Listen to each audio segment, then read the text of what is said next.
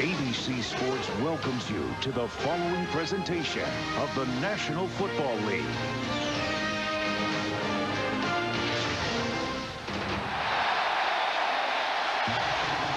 Tonight's game is being brought to you from Philadelphia in high-definition television.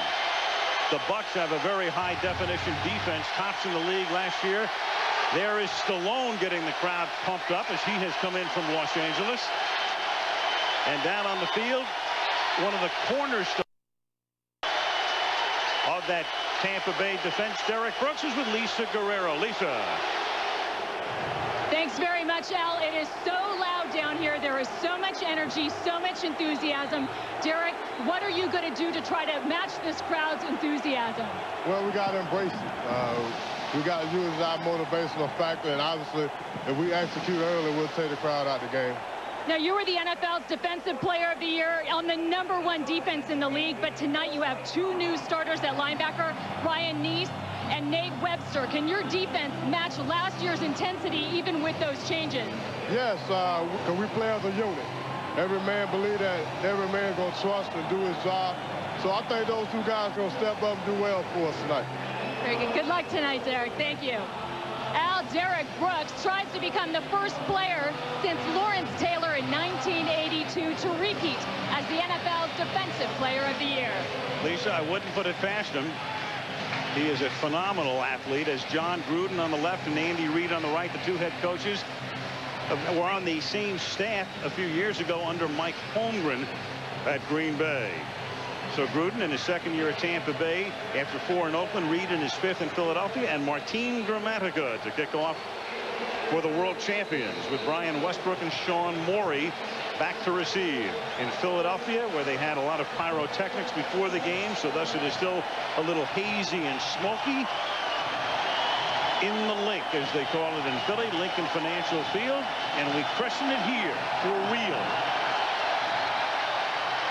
Good kick by Gramatica, taken a yard into the end zone by Brian Westbrook, who played his college football up the road in Villanova.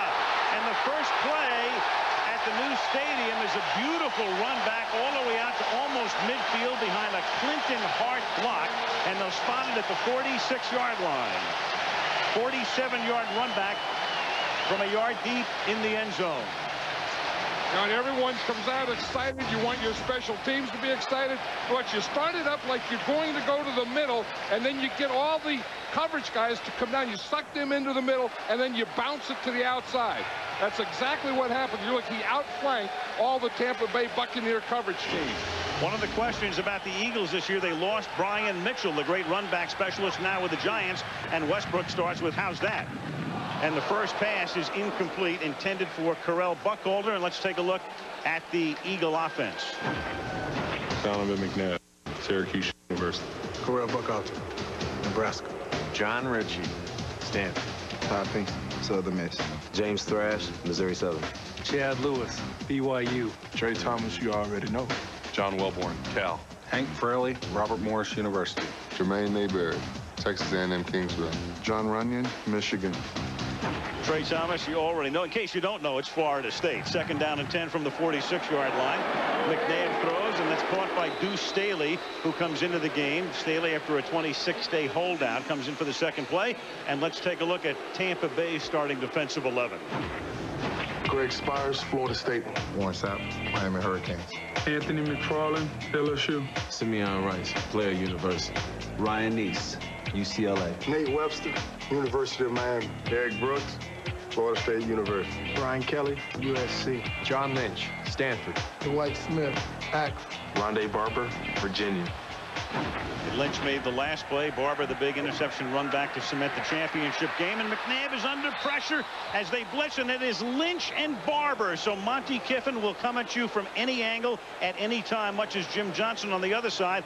And the two defensive backs converge on the sack. Right, and that's exactly, anytime you get in nickel, here's Rondé Barber, here's John Lynch here. See, he comes like he's going to cover the slot, then he cheats in. They both come off the corner, and they get John Lynch blocked. They don't get Rondé Barber blocked. Now Dirk Johnson with the first punt in the history of the stadium is a liner caught at the 14-yard line by Carl Williams, and he tries to break free and can only get it back to the 21-yard line. Tackled by Ike Reese. And let's take a look at the Tampa Bay offense led by Brad Johnson. Brad Johnson, Florida State. Michael Pittman, Fresno State. Mike Allstott, Purdue. Keyshawn Johnson, the University of Southern California. Keenan McCardell, UNLV. Ken Dilger, Illinois. Roman Oben, Louisville Cardinals. Cozy Coleman, University of Tennessee. John Wade, University of Marshall. Jason Whittle, Southwest Missouri State. Kenyatta Walker, Florida Gators. From the 21-yard line, Tampa Bay's first offensive play of the season is a little toss back to Michael Pittman, who had the fabulous day in San Diego at the Super Bowl, gain of 2. Here's the Philadelphia defense. Brandon Whiting, California. Corey Simon, Florida State. Darwin Walker, Tennessee. N.D. Kalu, Rice University. Carlos Emmons, Arkansas State. Mark Seminoff, Kansas State. Nate Wayne, Mississippi. Troy Vincent, University of Wisconsin. Michael Lewis, Colorado. Brian Dawkins, Clemson. Bobby the Blanket Taylor, Notre Dame. Bobby the Blanket. He and Vincent, the veteran outside guys, matched up on Johnson and McCardell. Second down and 8 now from the 23-yard line. Johnson under pressure and has to throw it away because it was Darwin Walker, the defensive tackle, the fourth-year guy out of Tennessee, who forced the issue. You know, Cozy Coleman is beaten on that play, and he just moved to left guard. He'd been the right guard and just moved to left guard. He's here in this position. You see what happens here. He takes an outside move, takes that outside shoulder, and just pushes him right back into Brad Johnson. But the other part of that pressure was there was good coverage by Troy Vincent on Keyshawn Johnson. Third down and 8. Philly showing 3 down linemen, and then they squeezed in together and add a 4th and look like they're going to blitz as well. And here they come. And Johnson gets protected well and guns it over the middle, and it's caught, but then juggled. It's given up by Joe Jaravicius. It is not a fumble. It is an incomplete pass. The official coming in and saying, no, never had it, juggled it, never had it, incomplete. Bernie Kukar, the ref. That was an interesting thing, Al, because I think when we talked to Brad Johnson last night, he said when he goes 3 wide receivers and you put Joe Jaravicius in there, sometimes that will invite the blitz, and we want to do that. The Eagles came on a blitz. Brad Johnson knew it was there, and he found Joe Jaravicius one-on-one. Oh, baby, that's a catch. That is a catch. Lito Shepherd extracted the ball. But it's one of those things where you blow the whistle and you signal incomplete, and once you do that, there's nothing to challenge. No, that's the problem. same as down by contact. Right. Tom Tupa with the punt fielded at the 32-yard line by Shepherd to the 37. And you can see Reed, of course, would have challenged it. Everybody saw it. They had the replay here. He knew it, but you can't. The whistle blows. Dead issue. Move on. We're underway on the opening Monday night of the season. Tampa Bay and Philly scoreless. Which is 6 or 7 miles away. We're in South Philly here.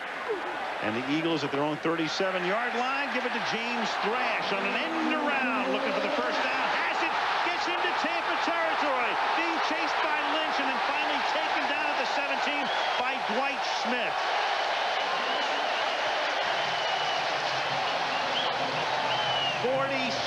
yards on the end around to Thrash. Thrash starts on that end around. Now it's a misdirection play. You want to go like you're going to the right side, then you hand off coming back to the left. But watch number 87, Todd Pinkston here, is going to get a good block right there. And that's the block that freed James Thrash to get the long run.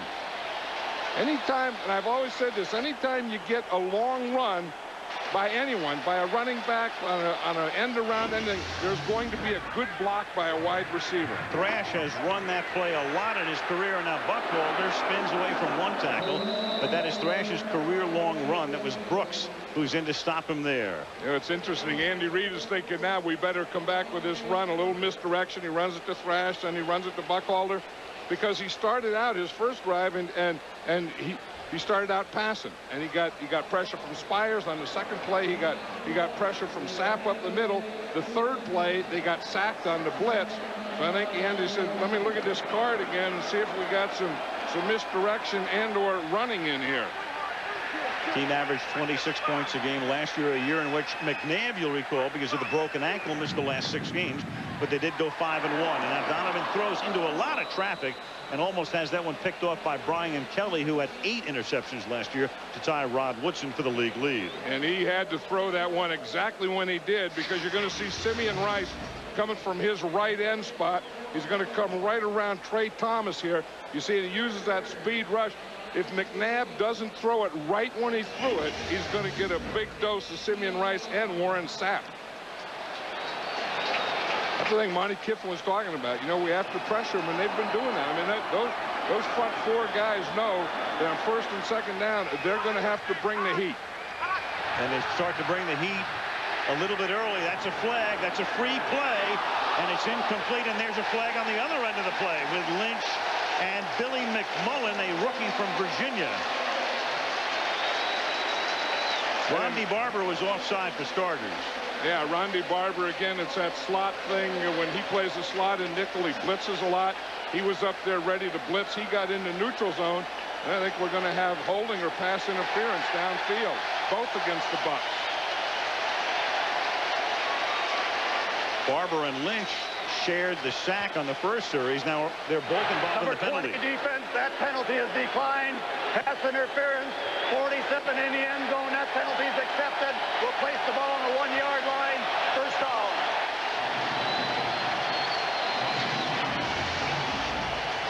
You're going to see, here's John Lynch right here. You see his coverage. It's an out and up. Goes to the out, then he comes up. The ball is in the air. John Lynch is pushing with his right hand. John Lynch didn't even look towards the ball. That's an 11th year guy who gets a penalty on a guy playing in his first National Football League game. 1st and goal from the 1. And McNabb off the play fake goes a little too high for L.J. Smith, who was their 2nd-round draft choice out of Rutgers, a tight end who they think will be a star. Yeah, they love L.J. Smith, and I think we're going to see a lot of him tonight in, 2 tight end situation. I think he's going to come to pass receiving tight end for this team. Here's a look, good play action fake. He's wide open. Donovan McNabb just didn't deliver it. And this has to be a touchdown. Line makes a good fake, backs make a good fake, and he just didn't make the right throw. McNabb cool at the start. He's 1 out of 4. Not cool as in hip. Cool as in cold. 1 out of 4 for 1 yard. And this is Deuce Staley who takes the ball inside the 1. Tampa Bay defensive unit last year just started out excellent and finished phenomenally. And it was John Lynch. When you think of that unit was Sapp and Brooks and Lynch, the cornerstones, the defensive lineman, linebacker, DB. And they always say that in any sport you have to be strong up the middle. That's their middle you just talked about. Sapp there in the middle, Brooks right behind him, John Lynch behind him. Then when they spread out to the sides, they're not bad either. Bucs tough in the red zone. Play fake again. McNabb throwing, and that's incomplete. And again, the pressure was put on. They flushed him out. The secondary did its job, and it's 4th and goal. So here's Reed's first key call of the season. He's not to send in the field goal group. Yep, and they've been putting pressure on every time Donovan McNabb goes back to throw. I mean, Spires was there. Warren Sapp was there. Earlier we saw Simeon Rice come. We saw Ronde Barber come in a blitz. I mean, that's Tampa Bay's defensive plan, is to get after Donovan McNabb. He's the only guy that can really hurt us. 19-yard field goal attempt, even shorter than an extra point, in effect, for David Akers, one of the very best kickers in the NFL. And it's a fake, and it's thrown into the end zone and off the fingertips. Coy Detmer was the holder, and L.J. Smith was the intended receiver. So Detmer, a quarterback by trade, with the fake, and then throws incomplete. And I think the first one to Smith, it was a quarterback's fault. I think that one was Smith's fault. So Philly comes up empty with a big E.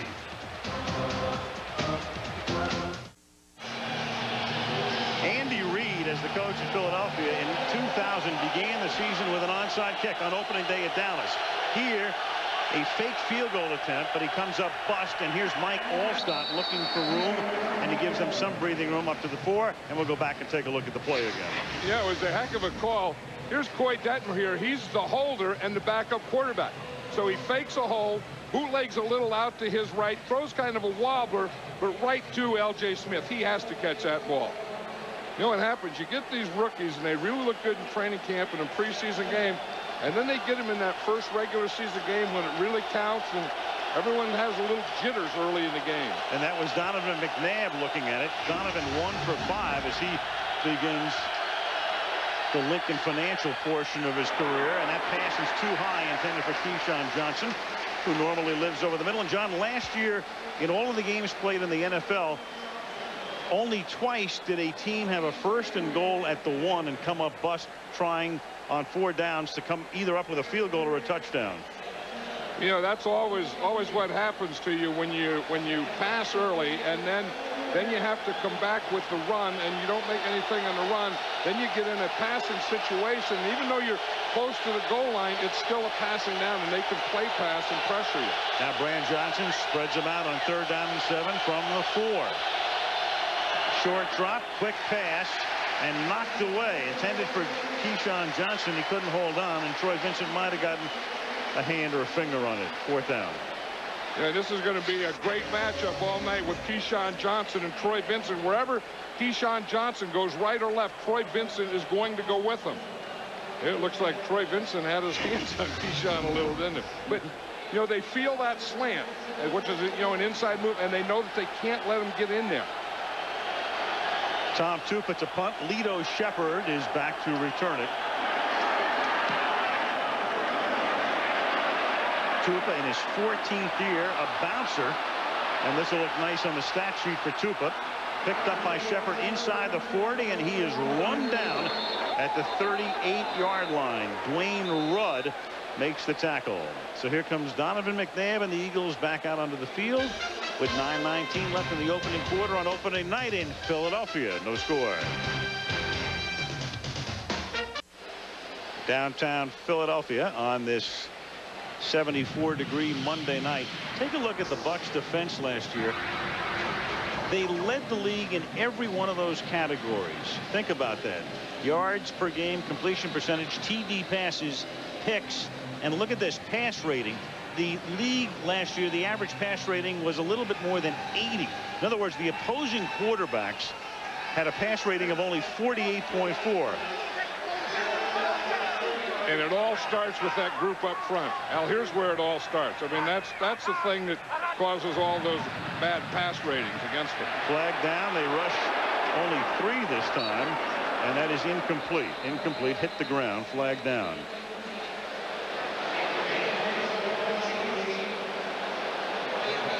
Yeah, we talk about this being feel like a heavyweight championship fight. It's like the first couple of rounds. You know, guys are just kind of nervous. They're just feeling each other out, getting their range, distance, those kinds of things. 92 defense. 5-yard penalty, still 1st down. Yeah. Judge Lou Filippo has it even. Yeah, nothing's happened yet. We don't have to go to the scorecards yet. Bring Harold Letterman in for a little in-game analysis. 1st and 5 from the 44-yard line.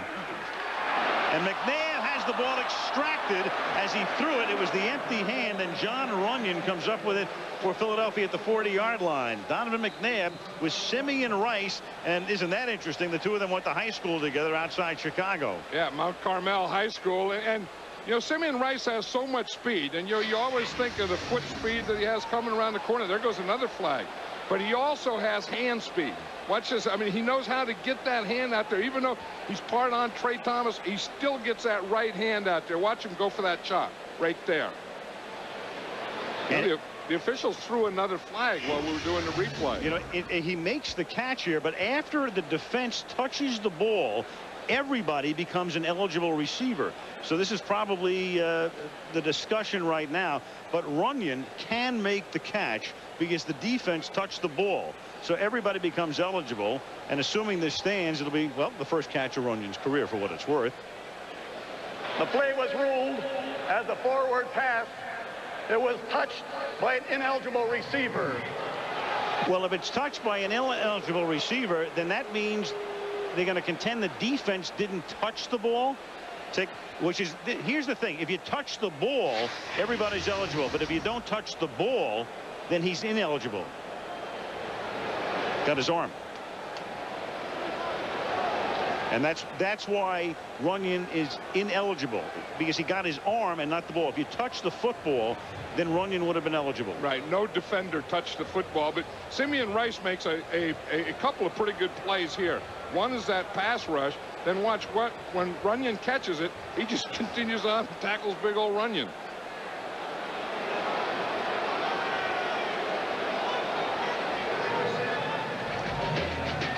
There they were back at Mount Carmel High School, 2 years apart, ragging on each other yesterday in our individual meetings with them, kiddingly.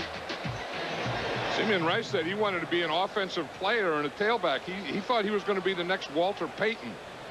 The coach wanted him to put him on defense. He wouldn't go over there.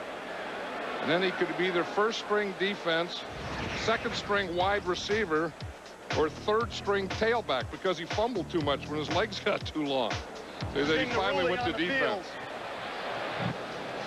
Well, Philadelphia is challenging the ruling on the field.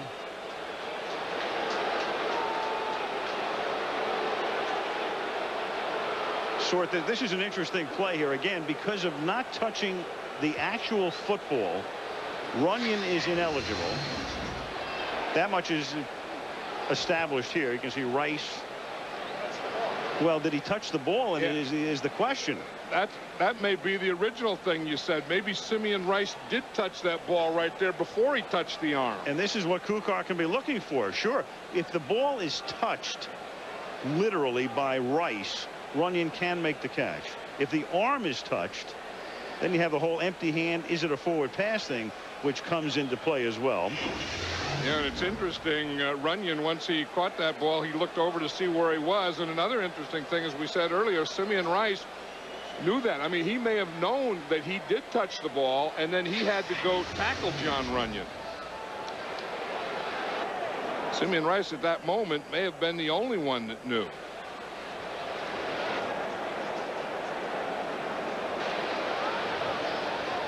So this is an Andy Reid challenge. Again, since we've all been away for the offseason, you get 2 challenges. And then within the final 2 minutes of either half, it goes to the guys upstairs. The only question I have here is if Tampa declines the penalty. Which they did, right? Right. I'm trying to figure out what Philadelphia really gains by winning this challenge. I think they just gained that 5 yards. Yep. Because it would go back, it would be an incomplete pass, and it would go back to the original line of scrimmage. Because they did turn the penalty down. So I think this challenge is just about 5 yards. Is that not right? Yeah, I mean, I just don't see what they really gain here. I mean, even if you win the challenge, you're not going to gain that much. If you lose the challenge, you lose a timeout, which is not that big a deal in the first half, but still. Right, because it's either going to be 2nd and 10 or 2nd and 5, right? If they win the challenge, the down's still going to count, so it'll be 2nd down 5. All right, here's Bernie Kukar. After reviewing the play is ruled as a fumble. We will place the ball on the 40-yard line, 2nd down. There is no charge timeout for Philadelphia. No charge timeout. They use a challenge, so it's a fumble. The ball goes to the 40-yard line, which makes it 2nd down and 9.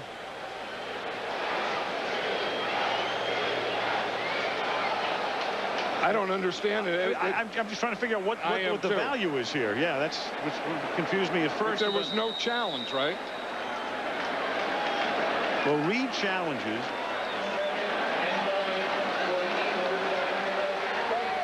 Wins the challenge, but I mean, it's just for and it figures there's another penalty coming in here, and this one's going to be against Philadelphia. Yeah, I think Trey Thomas jumped on that one. 76 offense, 5-yard penalty, still 2nd down.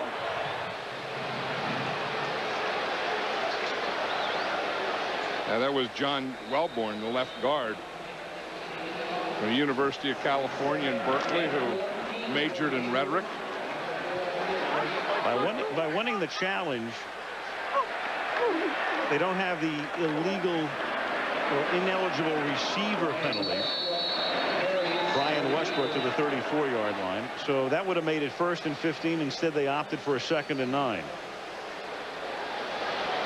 So you have it all sorted out now? I don't. I don't either. I'm not sure I challenged that one. For not having it sorted out, it sure took a heck of a long time, no, didn't it? Too long. Johnson keeping loose. Maybe John Wellborn and his major in rhetoric would make sense out of all that. 3rd down and 13. Yeah, you have to major in gobbledygook to figure out what just went on. On 3rd and 13, McNabb throwing deep and open, but too tall for Todd Pinkston. So Donovan McNabb starts the season 1 of his first 6 for 1 measly yard. He was pressured by Booger McFarland on the play. Yeah, and that's exactly what Tampa Bay thought when they had to, when they came in here, that they have to pressure McNabb, and that's exactly what they're doing. I mean, every time Donovan McNabb goes back to throw, there's someone right on him. Dirk Johnson's 2nd punt of the night, taken in at the 19-yard line by Carl Williams. And Williams up past the 30 to the 34-yard line. And the Buck offense comes out halfway through the opening quarter on opening night in Philadelphia. No score. Saturday, college football regional triple header. Those are the games at noon Eastern and 9 a.m. Pacific time. Then Notre Dame, Michigan in the middle of the day from Ann Arbor. And then prime time, Penn State against Nebraska, and other regional action as Tampa takes it, and this is Pittman. And John, just to wrap up that whole thing, Andy Reid wins the challenge, but it's winning a challenge to get 2nd and 9 instead of 1st and 15, which clearly is not worth a challenge, because it's the difference between whether it is a fumble or an ineligible receiver. So he gained 6 yards but lost it down. I'll tell you what else he lost is this crowd, I think. I mean, this crowd was going nuts, and they were into this game, and they were into every play, and then we had that stoppage here, and it kind of took the air out of this crowd for a while. It did, and what's so odd about that is Reid is a guy who almost never challenges a call. He's made only 8 in 4 years. That's 2 per season. 2nd and 7 from the 36. And Johnson throws, and that is caught by Keenan McCardell at a UNLV in his 12th year. And he's taken down by Troy Vincent. Derek Brooks is mic'd up tonight.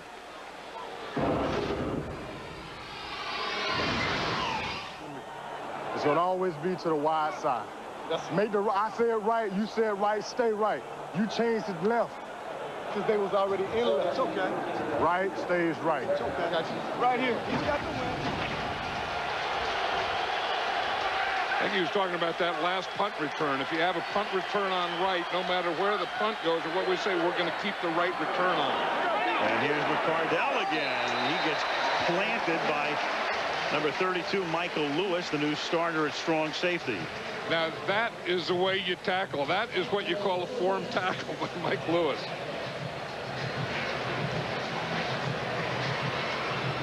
Yeah, you always talk about you're getting your arms around them, it's up, wrap them up, and then just lift everything up and throw them right to the ground. That's exactly what Mike Lewis did on that play. Lewis playing the spot that Blaine Bishop played last year. Bishop no longer an Eagle. 2nd down and 5 from the 38-yard line.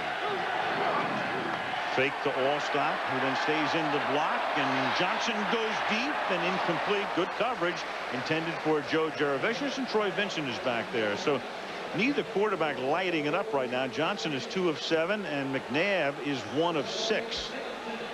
So that's either kind of jittery offense, jittery quarterbacking, or it's very good defense, or it's a combination of both. I think that part of it is both of these teams have outstanding defenses, outstanding defensive coordinators, and I think both of these offenses are a little jittery. 3rd down and 5 from the 38. 5:23 left in the opening quarter. No score.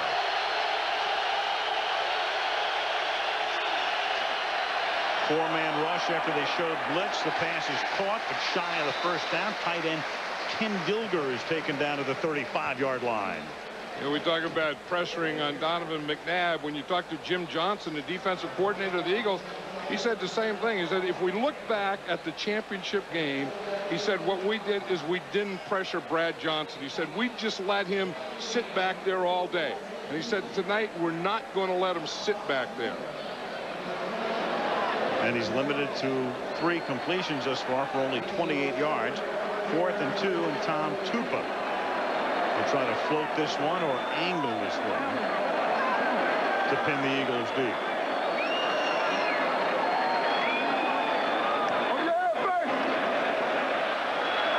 And he floats it. And it's beautifully covered by Dwight Smith. Dwight Smith got back there. The man who ran back 2 picks for touchdowns in the Super Bowl. Pins the Eagles. No score. Thursday, September 18th, you'll meet a team whose job it is to keep America safe. It's a new drama called Threat Matrix. A week from Thursday. 8 Eastern Pacific, 7 Central Time, right here on ABC. Donovan McNabb, one of the big threats in the league, but thus far he is 1 of 6 for 1 yard. There's only been 1 offensive play in the game to speak of, with Thrash going 47 yards on an end around. The Philly came up empty when they got to the 1 yard line, and now they seek breathing room from their own 2. And this is Deuce Staley. Let's check in with Lisa Guerrero. Lisa. Al, when do you think the last time was that 2 members of the Board of Trustees of their alma maters faced each other on a football field? You might want to take a minute to think about that. I don't think we keep stats in that department. Both Donovan McNabb from Syracuse and Derek Brooks from FSU were appointed to theirs this past offseason. They both take the responsibility very seriously. Brooks told me that he does an hour of research a week and attends quarterly and emergency board meetings. Al? You're right. Both of them very serious about those roles, as the pass is incomplete, intended for Todd Pinkston, who juggled it and then got banged by that trustee, Derek Brooks. Hey, we were just talking about the Board of Trustee, and then the old Board of Trustee will hit you too, won't he? You know, we always see that slant in there, and that's that quick thing to the inside, and the linebacker has to take it away. But Todd Pinkston is going to know right now that when he goes in there, Derek Brooks is going to be taking away that slant. In fact, I think Pinkston dropped that ball before Brooks ever got there.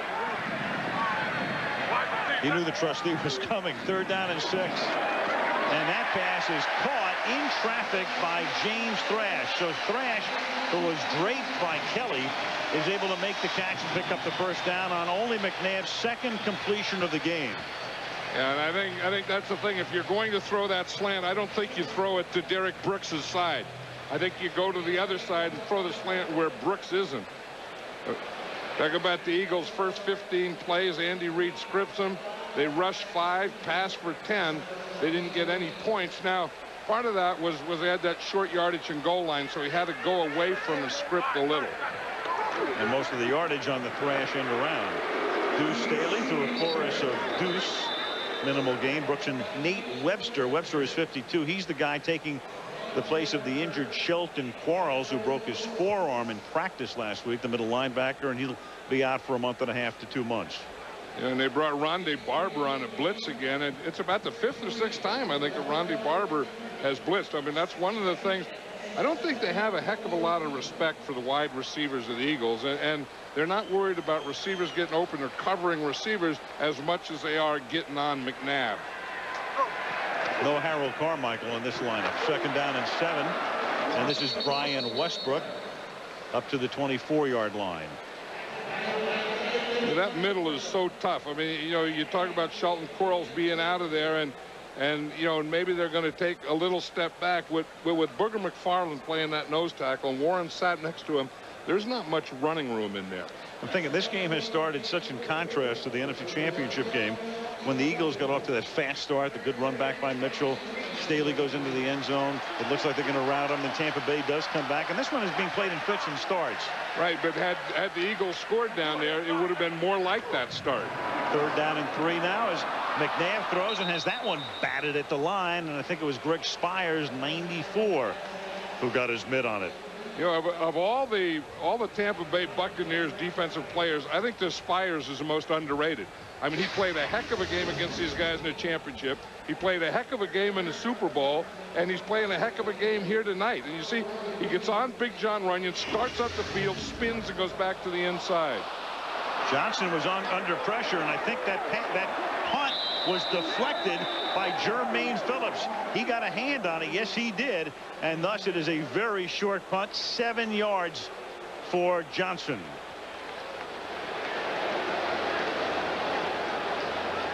And the Buccaneers are going to wind up with the football at the 31-yard line of the Eagles.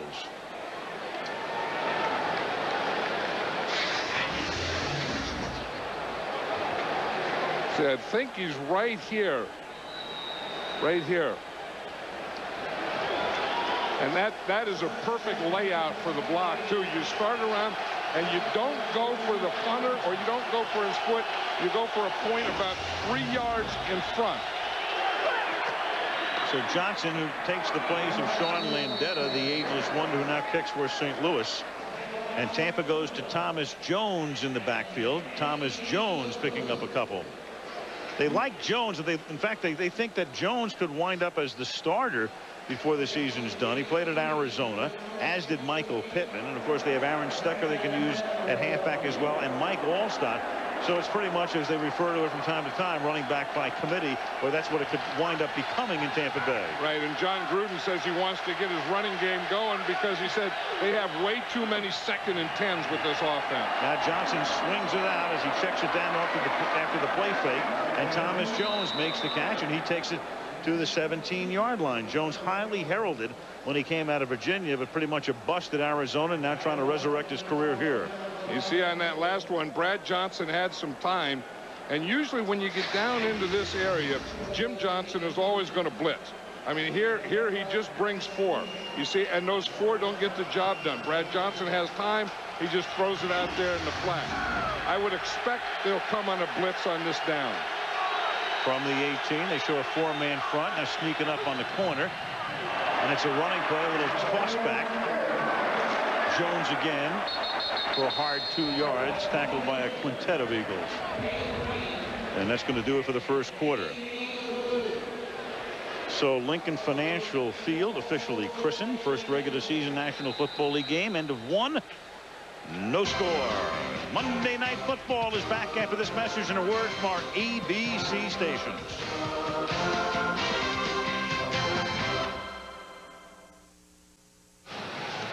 Back in Philadelphia, Al Michaels, John Madden, and Lisa Guerrero. Brand new Lincoln Financial Field. Final game of the first weekend of NFL play. Start the second quarter with no score. And the Tampa Bay Buccaneers threatening. As you look at Jeffrey Lurie, the owner of the Eagles. He's been the owner of the Eagles for 10 years now, and this is a dream come true for him. Worked very hard to get this accomplished. And now Aaron Stecker with Hollis Thomas in there to get a hand on the ball, and hands to the face as well on the flag against Tampa Bay. You see that? It looked like Hollis Thomas could have had that one. He's number 78. He's a defensive tackle, and watch, he's going to get the pressure right here, and they're trying to run a screen in the middle, and it's right in Hollis Thomas's hands. He has it right off his shoulder pad. 67, hands to the face, offense. 10-yard penalty, still second down. It's Kenyatta Walker. That's something for a big old nose tackle. You know, you play in there, and all you do is take on double teams and wham blocks and all these kinds of things, and then they throw you one, and you don't get it.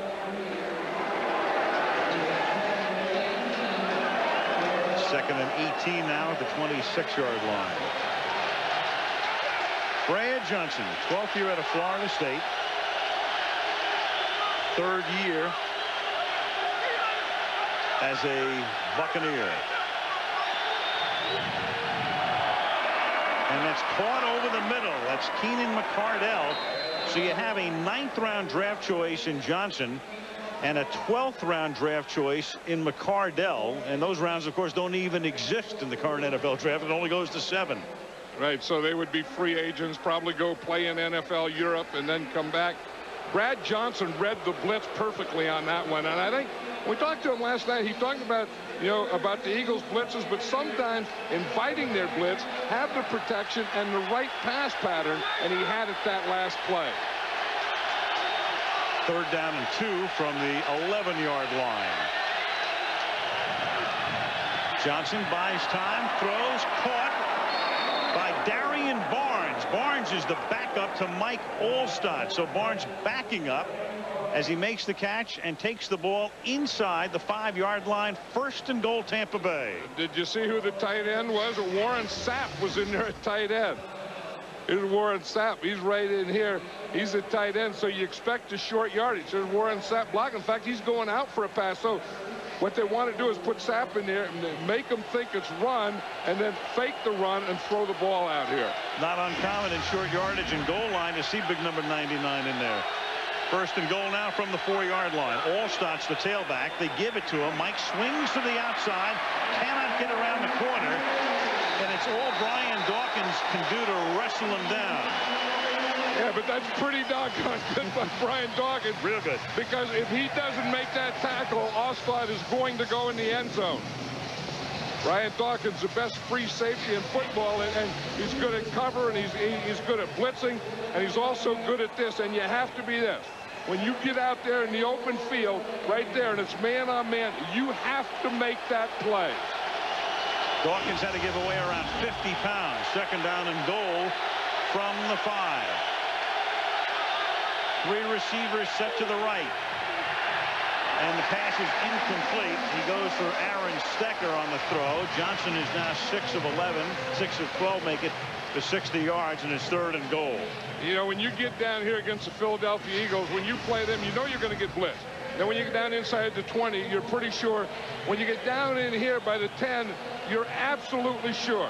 And here comes the blitz. They just take every gap. They have more guys coming than the Buccaneers have blockers.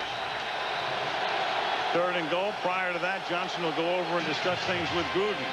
12.5 to go in the half. No score in Philadelphia. Philadelphia after the timeout. John Gruden, still the youngest coach in the league at 40. Andy Reid in his mid-40s. The two of them on Mike Holmgren's staff. Disciples of Mike, whose Seahawks yesterday got off to a good start by beating New Orleans. It is 3rd down and goal. And a little shovel toss, and it does not fool the Eagles. Brandon Whiting smelled it perfectly. A little shovel pass up the middle, and it's 4th down and goal. Yeah, and they had time to talk that one over. I'm surprised because they tried that one earlier. Remember, Hollis Thomas almost got it. And now you see Brandon Whiting is going to come in and get this one. Number 98. He just plays this perfectly. See, it looks like a trap. He's playing. If no one comes, then you look to the inside running lane. He comes right down the inside running lane. Looked like he was inside the playbook. Martin Gramatica for a 23-yard field goal attempt. That is good. So Martin will go down in history as the first man to ever score points at Lincoln Financial Field. Tampa Bay 3, Philadelphia nothing.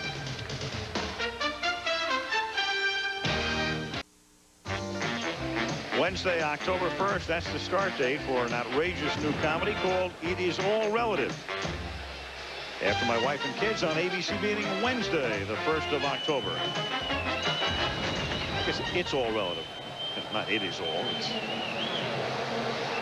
I got to use the contraction, John. That's what I always say. I always use your contraction. Always have your contraction ready to go. It's a bouncing ball fielded by Sean Morey, the Ivy Leaguer out of Brown, and he takes it up to the 25-yard line. Derek Brooks is mic'd up. Let's have a listen.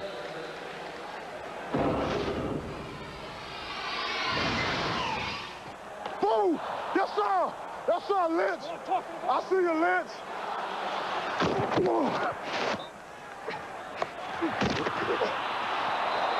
Yeah!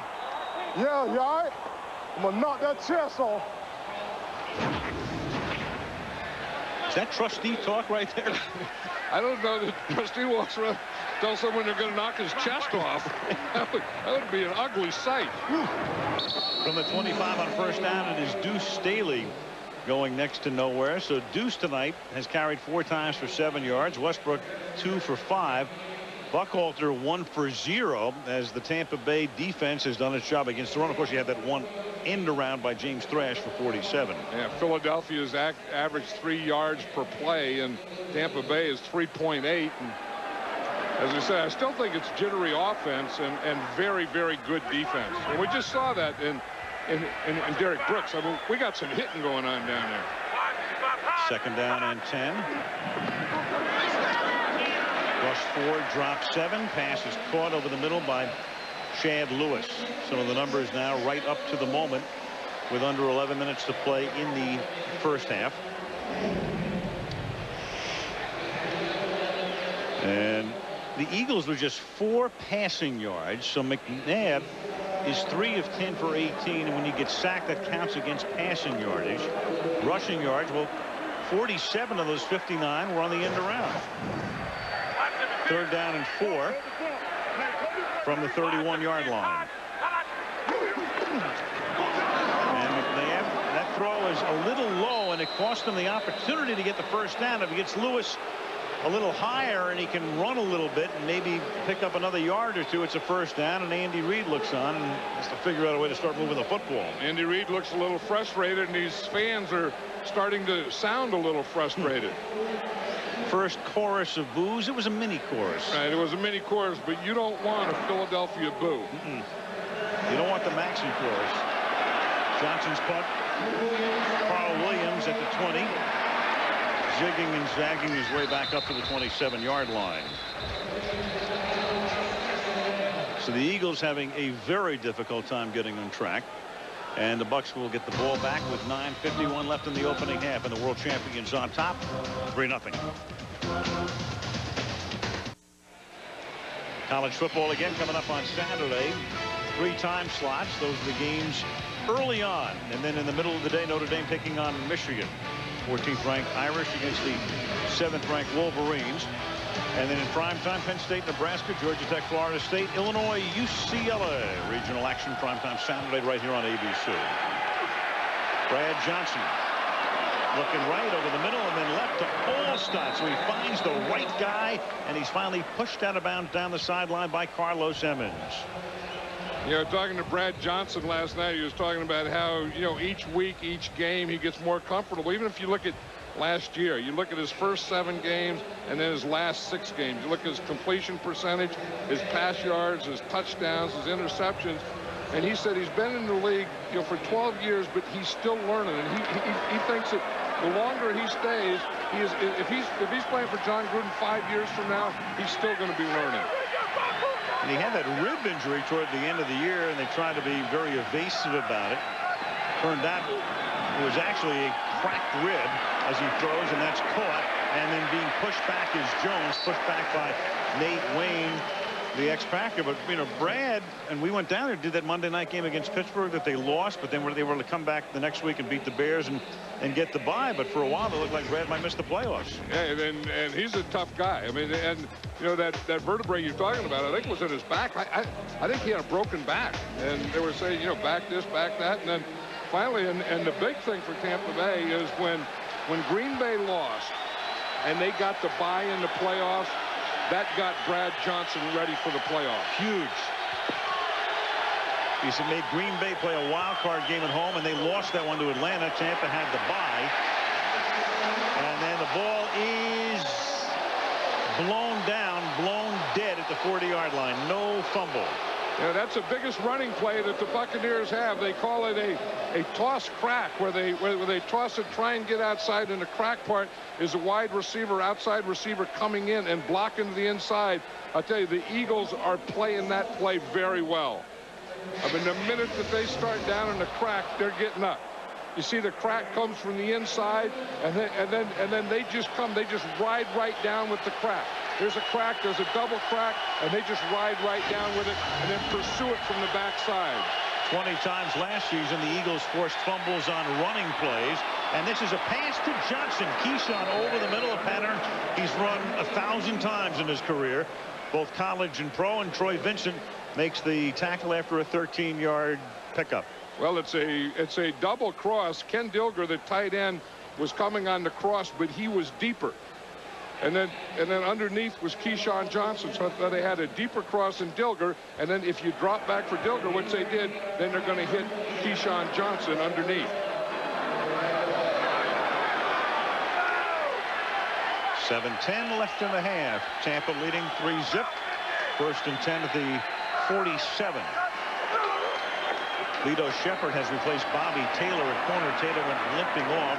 And this is Mike Allstott taken down by Mark Simino, the new middle linebacker. Simino came over from Atlanta. They lost Sean Barber. Hugh Douglas went to Jacksonville, and then they had such high hopes for Derek Burgess, a defensive end, and he tore his Achilles the other day, and he's gone for the season. And then one of the things that they wanted to do, and they thought they had it in some of those injured players, is, and this year they wanted more speed on their defense. And now Johnson just has to duck for cover. Flag is down at the 44-yard line. Yeah, that's what Andy Reid was talking to us yesterday about. He said the priority was I had to get faster on defense. Yeah, and he has this guy here, Bobby Taylor at one corner and Troy Vincent at the other corner, and he lost his third cover guy. Offense. It's a 10-yard penalty, still 2nd down. And Al Harris, but you know, part of this defense and part of this blitzing and Jim Johnson stuff is that they do have 2 good cover corners. There's one, Troy Vincent, and the other one we just saw is Bobby Taylor, who was sitting on the bench, getting his ankle, foot, something worked on. There is Lito Shepherd, who comes in. The penalty was on Roman Olben. Shepherd was a 1st-round pick last year out of Florida. They also picked Sheldon Brown in the 2nd round, so they have these 2 great corners in Taylor and Vincent, but clearly looking to the future, and the future is now for Shepherd. 2nd down and 16. Screen set up, but it can't develop as Hollis Thomas is there to knock down Michael Pittman at the 45-yard line, and there's a flag down at the other 45. Boy, and that's what a tackle has to do. If they're going to run screen passes and those types of things, the onside has to come up and hold the play up, and then that backside, those tackles, they have to give it backside rush and pressure. Hollis Thomas was perfect on that play. The penalty is against Tampa. That play was a 2nd and 16. Little Hollis Thomas, you look at him and say, how in the heck can that guy get 30 yards across the field? Pass interference, 83 offense. That penalty is declined. 3rd down. They'll take the down. The pass came very little. Joe Jaravicius pushed off. Well, we're going to see how Hollis Thomas gets across there. Here he is right here. You see, and again, they start on a pass rush. Now when you feel screen, you stop the rush and you go back down the line. It's a heck of a play. 3rd and long, and it's Pittman getting to midfield, and that's it. And Lito Shepherd comes up to make the tackle, and that brings in Tom Tupa, the punter, and his boys. With 5.5 to go in the half. Yeah, one of the things about this half, you're going to look and say it's kind of discombobbled and all that, and only 3 points. But I'll tell you one thing, on both sides, the tackling has been excellent. And it would figure with these 2 defenses. Tampa trying to go down as one of the great in the history of the game. And the Eagles right there with them, with Jim Johnson as the chess master. High floating kick by Tupa. Fair catch called for and made by Shepherd at the 10-yard line. A tick under 5 minutes to go. 1st half. Here comes McNabb trying to get hot. He's 4 of 11 for 20 yards, and Tampa leads 3-0.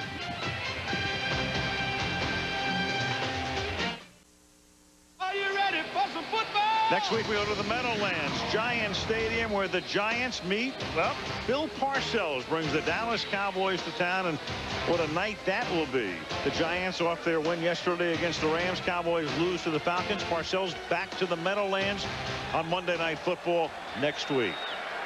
1st and 10 now for the Philadelphia Eagles from the 11-yard line. And McNabb throws, and that is caught by Todd Pinkston, but he is taken down immediately by Tim Wansley. This was such a highly anticipated game. I mean, the guys were trying to downplay it as the week went along, but you could tell, I mean, everybody, when this schedule came out 5 months ago, the players, the coaches pointing for it. Yeah, and it's that kind of game. I mean, it was going to be a defensive game. If you think of the Philadelphia Eagles, you think of defense. Tampa Bay, you think of defense, and that's exactly what we're seeing. At some point here, I think Donovan McNabb is going to have to run with the ball or move with the ball, because he's keeping himself contained, or their play calling is keeping him contained. Now, I don't know that this is the field position, but I think somewhere when they get better field position, he's going to have to loosen this defense up, and he's going to have to do it by running. Staley gained a yard. Speaking of anticipated games, Bill Parcells will play it down all week, but that is really going to be great next week. That has to be big. I mean, you always talk that you're a Jersey guy, you're from Jersey, and then you come back into New Jersey and play the Giants, your old team. 3rd and 1, and here's McNabb, forced to throw off balance, and a flag comes in. Freddie Mitchell was the intended receiver, and Ronde Barber was giving him a shave. We were talking to Donovan McNabb yesterday about, that clock in your head, and as he said, if you have a three-step drop, you go 1, 2, 3, and he said you better throw or go. So then a 5-step drop, 1, 2, 3, 4, 5. You look, if you're not ready to throw, then you got to go. And I think that, he's been throwing in rhythm. 20 defense, automatic first down.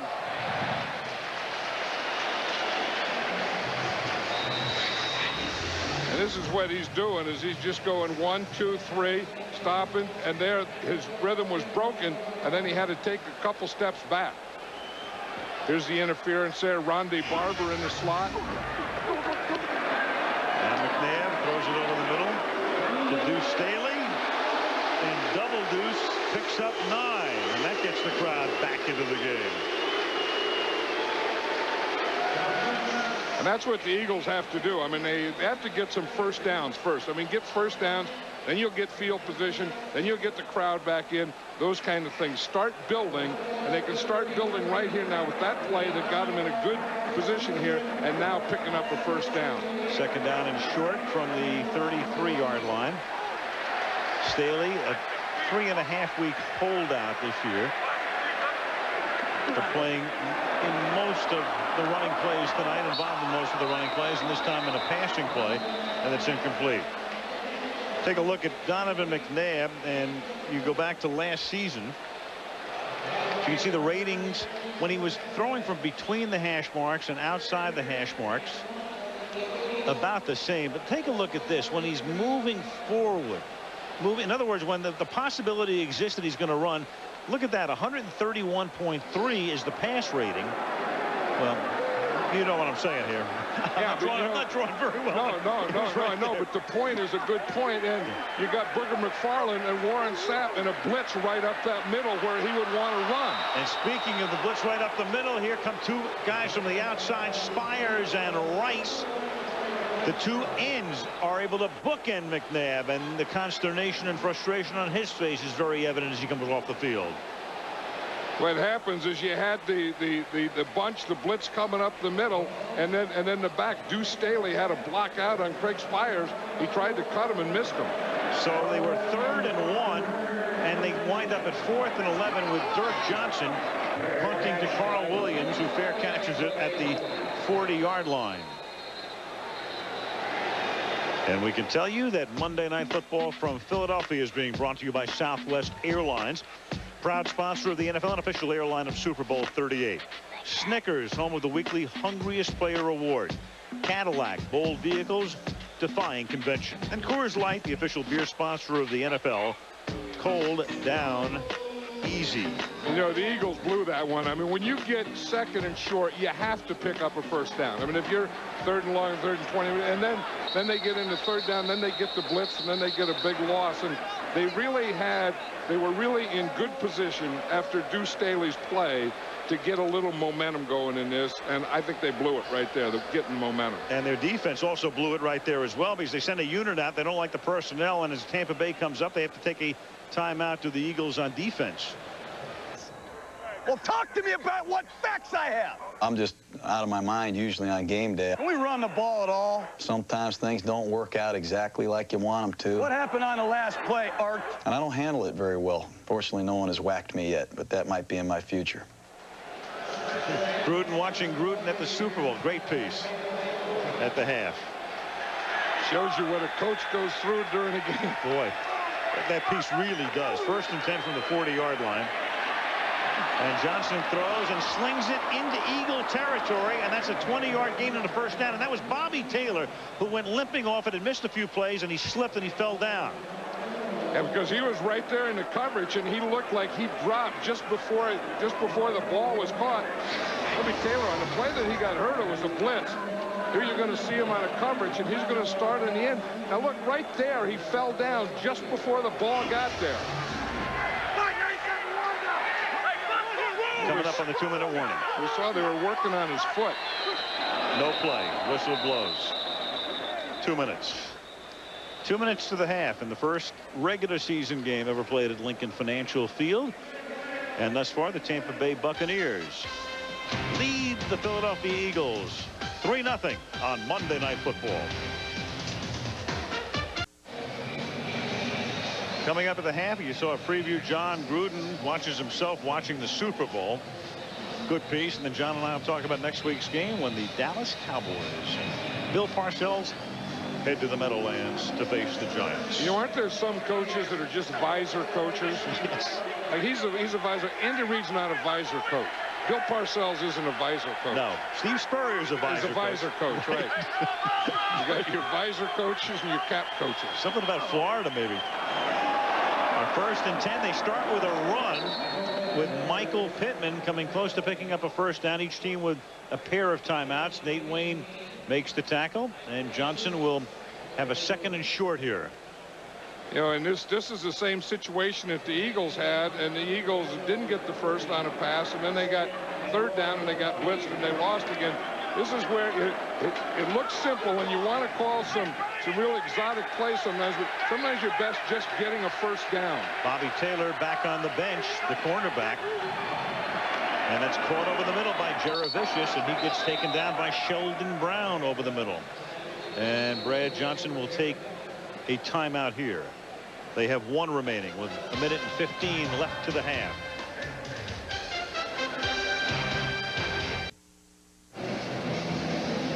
Tampa Bay on top 3-0. Earlier, Philadelphia had a 1st and goal with the 1-yard line on 4th and goal. Trying to fake field goal. Detmer to the rookie Smith. They couldn't connect. Gramatica has kicked the field goal, and that's it. Now Tampa Bay tries to extend its lead. 1st and 10 from the 24-yard line.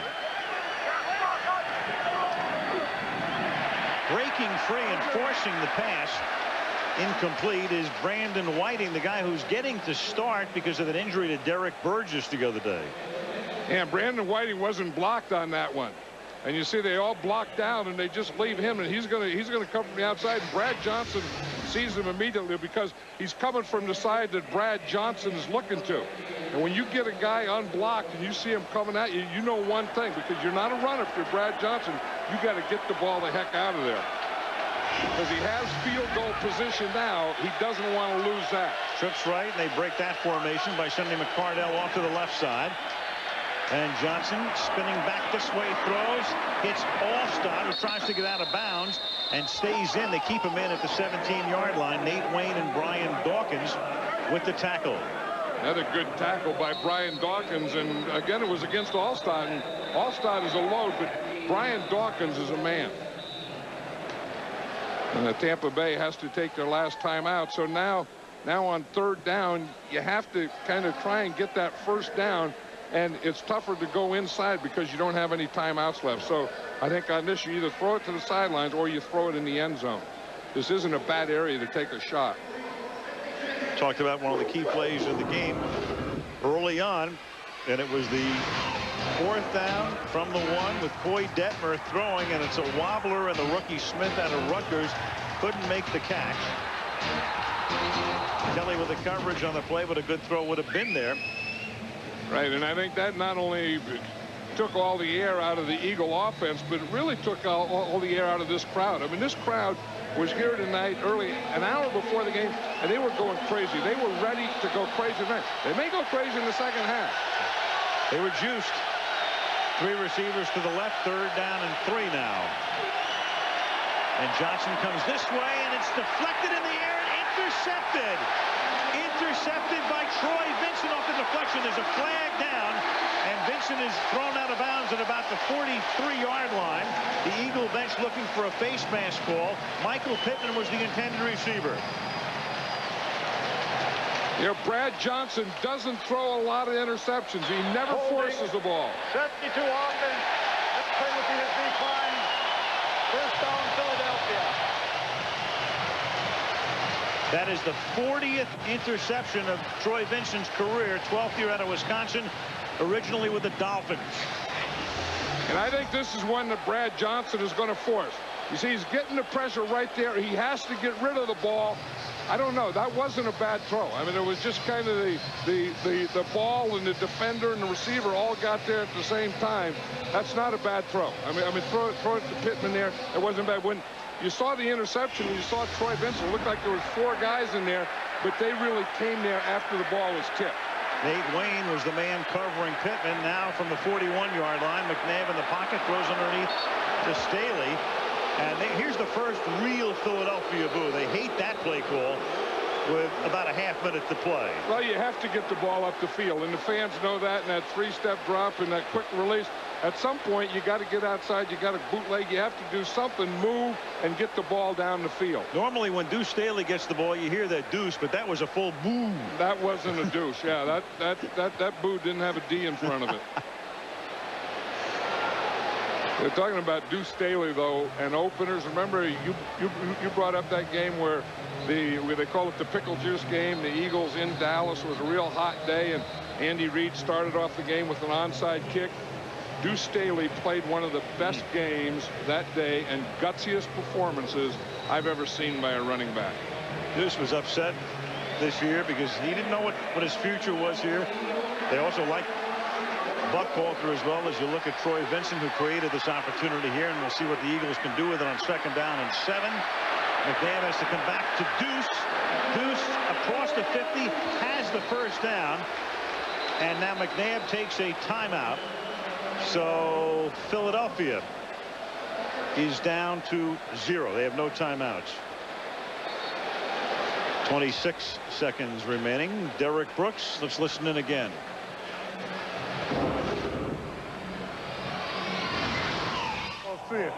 Now you said on that kickoff, if he hits him up here, This guy was right there. he hit it. Kickoff.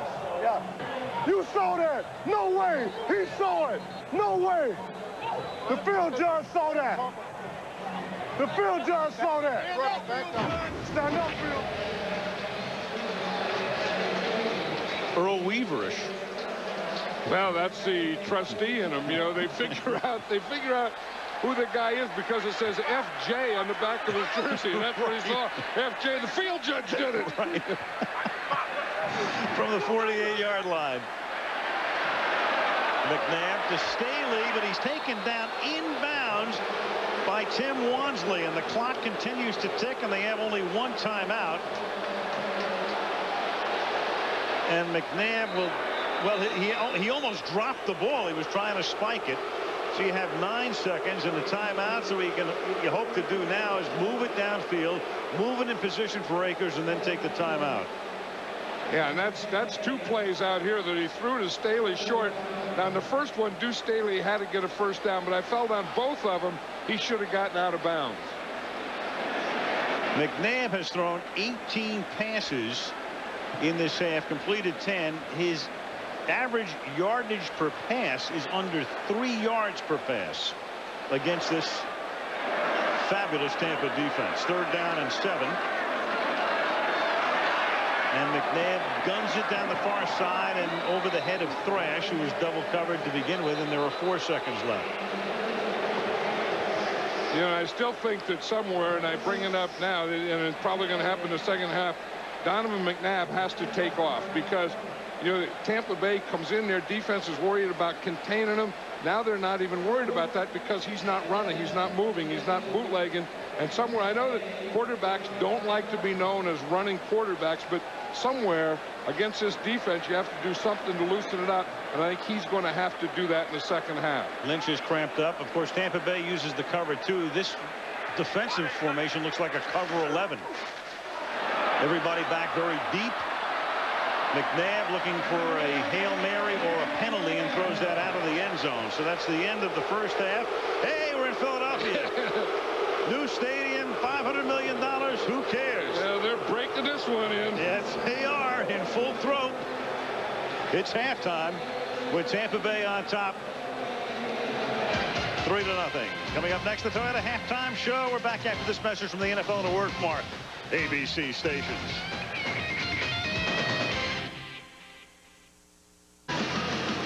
And we start the second half in Philadelphia. Al Michaels, John Madden, and Lisa Guerrero. 3-0. Now you're talking. You see that guy with a cheese head on his head? Cheesehead or steak on the head? A cheesehead steak? Now you're talking. I don't know what I'm going to wear to the game. I think I'll wear a cheesesteak on my head. Kickoff. David Akers. And again, Tampa Bay with Mary, a kickoff return for a touchdown in their history. Aaron Stecker brings it back to the 21. That's one of those things you feel like when you do the disclaimer, you know, brought to you by authority of the National Football League, blah, blah, blah, blah, blah, with that legal mumbo jumbo. You have to mention Tampa Bay has never run a kickoff back for a touchdown. First half numbers here. And the Eagles, when you look at those 87 yards, consider that 47 of them came on that one end around to James Thrash. Apart from that, nada.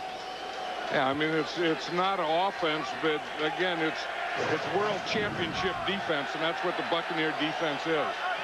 And Bobby Taylor is out for Philadelphia, so he doesn't start the second half. The outstanding corner, gain of about 4 right there by Thomas Jones. And here's Lisa. Hey, Al, I talked to a very calm John Gruden at the half. He said that their goal line stand in the first quarter was huge, but they have to capitalize on their opportunities. Meanwhile, on offense, he said, look, they gave us the full blitz mixed with the zone. We had some chances, but we've got to keep plugging away. Meanwhile, I've got an update for you on Bobby Taylor. He has a left plantar fascia strain. He's on the sideline right now, but his return to the game is questionable. So 2nd and 7. They're minus Taylor here from the opening drive. And that is Troy Vincent taking down Aaron Stecker with a flag thrown. Yeah, with Bobby Taylor out, and Troy Vincent has been staying on Keyshawn Johnson, so they're going to know where the other corner or Lito Shepherd is, and you would think that maybe in their passing game they can start to work in that area because they can put Keyshawn on one side. That'll take Troy Vincent out and then go to work on Lito Shepherd. Johnson saying, what are you talking about, a push-off here? Penalties against Tampa Bay. Pass interference, 32 offense, 10-yard penalty, still second down. Michael Pittman. There is Bobby Taylor. Just coming back on the field now. I don't know what you do for a plantar fascia. That's that deal that goes up, you know, from your heel up the back or the bottom of your foot. Usually when you get one of those things, it lasts a year. It does. Yeah. You had one? I had one years ago, and it lasted a long time. I had one. It'll last a year, whatever you do to it. And you keep thinking about it. 2nd and 17 from the 15. Of course, you got yours playing football. I got mine at the craft table, so that's the difference there. Take a look at the offensive leaders for the Buccaneers. Johnson, efficient. Pittman only carried 4 times, and Keyshawn caught 2 balls. Not much offense on either side. Eagles, and even less over there. McNabb averaging 2.5 yards per pass. Yeah, so where do you go with that? I mean, you say that that's, you know, lousy offense or great defense, or the fans are hoping whatever it was, it doesn't happen in the second half. 3rd and 17 from the 15. Toss it back to Pittman. Nothing doing there. So the Philly defense starts with a 3 and out. Grease with the tackle. You see 19 in there, and that was Keyshawn Johnson coming on that crack. We said that's really the best play the Bucs have, and they haven't been able to make it go tonight. That toss crack where they try to get to the outside and then they crack with their outside receivers. I'll tell you, the Eagles are really playing that play well. Tom Tupa to punt. Lito Shepard back to receive. Low liner. Returnable, or should be. Shepard 39, but good coverage there by Stecker. And that was the 10th punt of the game, which tells you all you need to know when you look at the score. 3-0. Here comes McNabb. Thursday, September 18th, you'll meet a team whose job it is to keep America safe. It's a new drama called Threat Matrix, and it debuts a week from Thursday night right here on ABC. So here goes Donovan McNabb now. And the Philadelphia Eagles trying to get something started from the 43-yard line. And before they can, there's a flag. And it's a false start against Philadelphia. Ball start. 80 offense. 5-yard penalty. Still first down. Funny, you think after a while, John, we've been on the air for a couple hours, and I've barely mentioned Warren Sapp's name. Yeah, because the Eagles haven't had a lot of plays, you know, and he's getting a push in there, and and they're coming down on him. A couple times they've let the defensive ends go. Spires has made a number of plays. Simeon Rice has made a number of plays, but Booker McFarland and Warren Sapp are kind of plugging that middle up.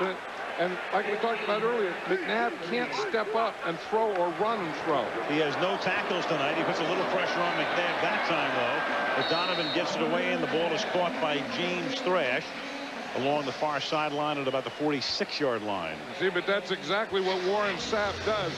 Is you see him get the pressure right here. He's going to come right off the guard's shoulder right there and be right in front of Donovan McNabb. See, the thing is, and we say that McNabb has to step up. He has to step up and throw and do those things. Warren Sapp has been right there, so he hasn't been able to step up. Maybe that's why they're going to the shotgun. Yeah, from the gun, first time, 2nd down and 7. Giving him a different look. And now Donovan steps up, and this is why he is such a threat. And a first down. So they go to the gun. Andy Reid changes the formation, and a big run for McNabb and a first down. Yeah, and that's exactly what they have to do. You know, you say that, you know, he just can't stand back there and stay in rhythm because Tampa Bay was getting into the same rhythm as him. So watch this. You step here, you see this big hole to the left right there, and you know that you're going to get a first down. They have no spy on him. So Donovan McNabb at that point, when he sees that gap, and they started giving that to him in the second quarter, and that's the first time he's taken it. First rush of the game for McNabb, who has 300-yard rushing games in his career. 16-yard gain to the 38-yard line. Buys time, throws. Now they're on the move. Pass caught by Deuce Staley, but there's a flag down back at the 39-yard line. It's right there.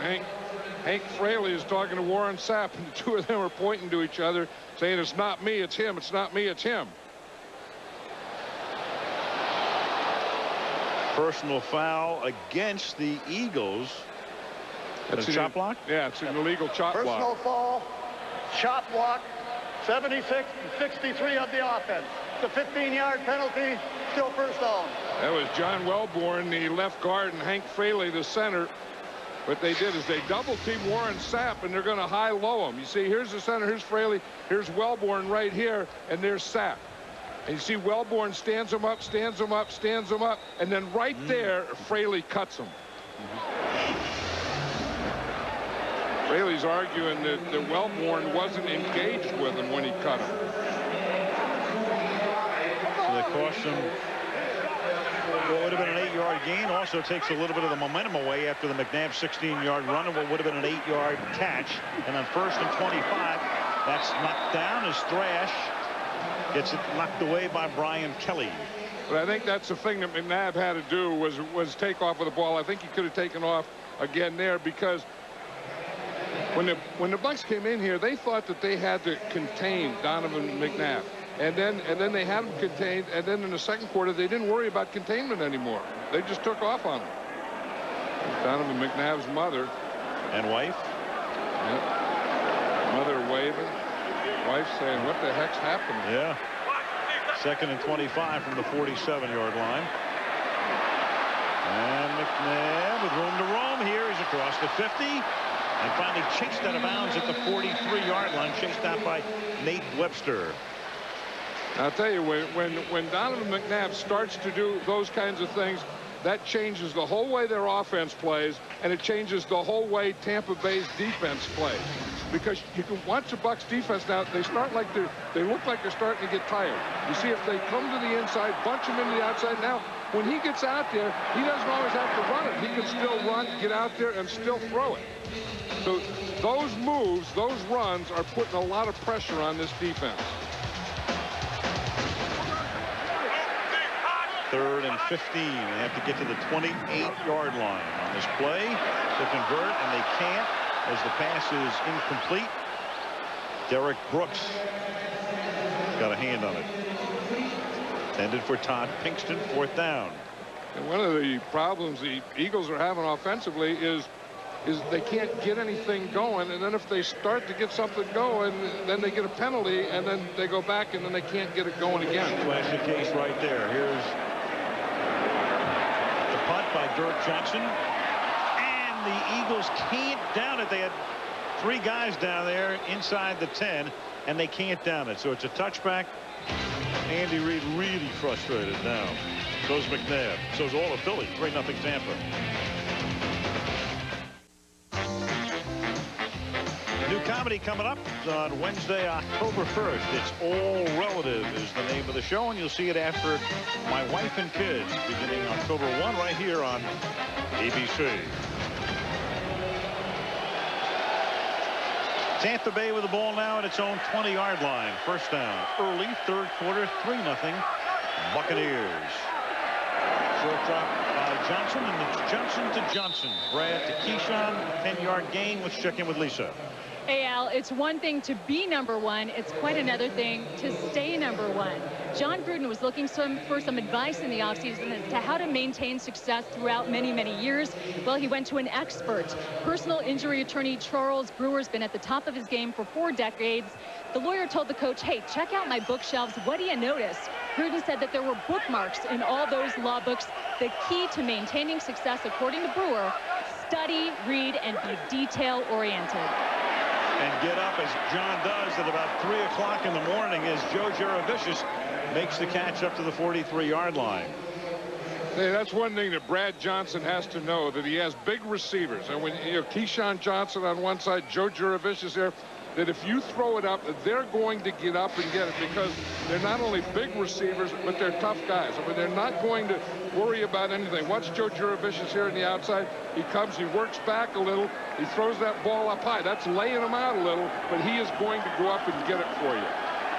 What you'd like to do, quarterback, you'd like to bring him back and bring him down a little so that you didn't lay him out up in the air.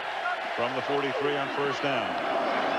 Jones gains 3 up to the 46-yard line. Mark Semino makes the tackle there. Well, John, you were in a position to defend or to try to perpetuate a dynasty and defend a Super Bowl championship. What's the thing that stands out about your 2nd year? Well, the thing that you have to do is you have to go back to where you started, not where you ended up. And I think that's where teams make mistakes is they say, we won the Super Bowl. Okay, we got it now. We'll start right there where we left off. You don't start where you left off.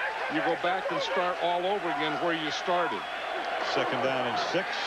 Johnson under pressure, but he gets it away, and Allstott makes the catch. And for the moment, the 1st down is saved by Carlos Emmons. It'll be 3rd and 1.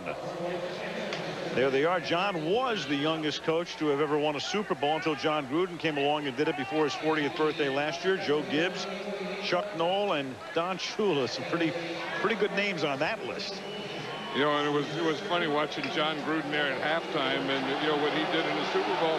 That was why I never wanted that to be done to me, to find out how crazy I really was during a game. John said I should go to the beach. Well, the beach doesn't open at 3:18 in the morning. That's the problem. 3rd down and 1. From the 48-yard line, and Allstott moves his way to the 45-yard line for a 1st down for Tampa Bay. Good push in there by John Wade, the center, and Jason Whittle, the right guard. You know, this Tampa Bay offense is still kind of a work in progress. I mean, they're starting, You know, a game where they take Cozy Coleman, who's been their right guard, and they move him to left guard. John Wade is a new center. Jason Whittle is a new right guard. And the guard switch just happened this week. From the 46-yard line, first down, Tampa Bay. Johnson slings it to the outside, caught by Keyshawn, bumped out of bounds after a gain of 7 by Shepard and Dawkins.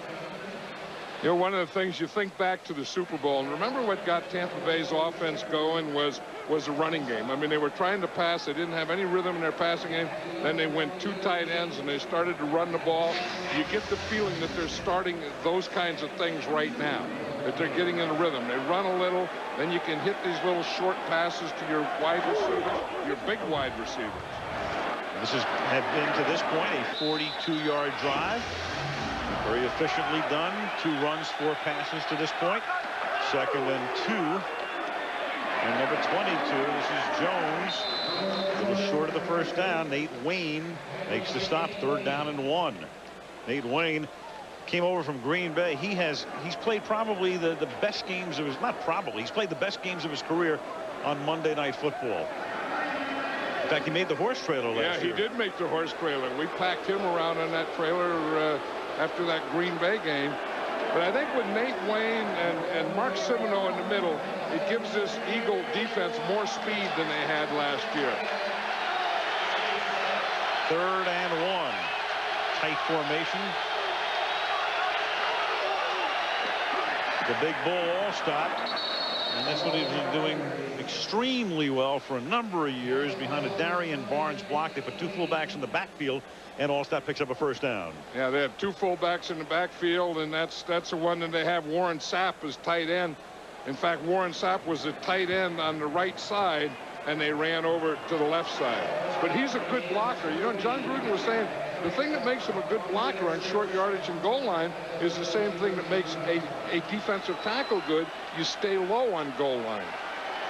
They flank Jones to the right on first down at the 33-yard line. Allstott taken down in the middle of the field by Nate Wayne with 5:20 remaining in the 3rd. It's always been one of the dilemmas with the Tampa Bay Buccaneers. What do you do with Allstott? You play him as a fullback, you play him as a tailback, you play him as an H-back. I think what John Gruden is doing with him here tonight is playing him in all those positions. That time he plays him as a slot and throws the ball to him. Contemporary vernacular, he's multitasking. His multitasking gets him to the Pro Bowl every year. 2nd down and 7 from the 30-yard line. Good catch by Keyshawn Johnson. And Keyshawn takes it to the 15-yard line, and this drive began at the 20, and first down, says Key, and you're right. Yep. Lito Shepard is on Keyshawn now, so Brad Johnson knows exactly where he wants to go. Shepard, you see him backing.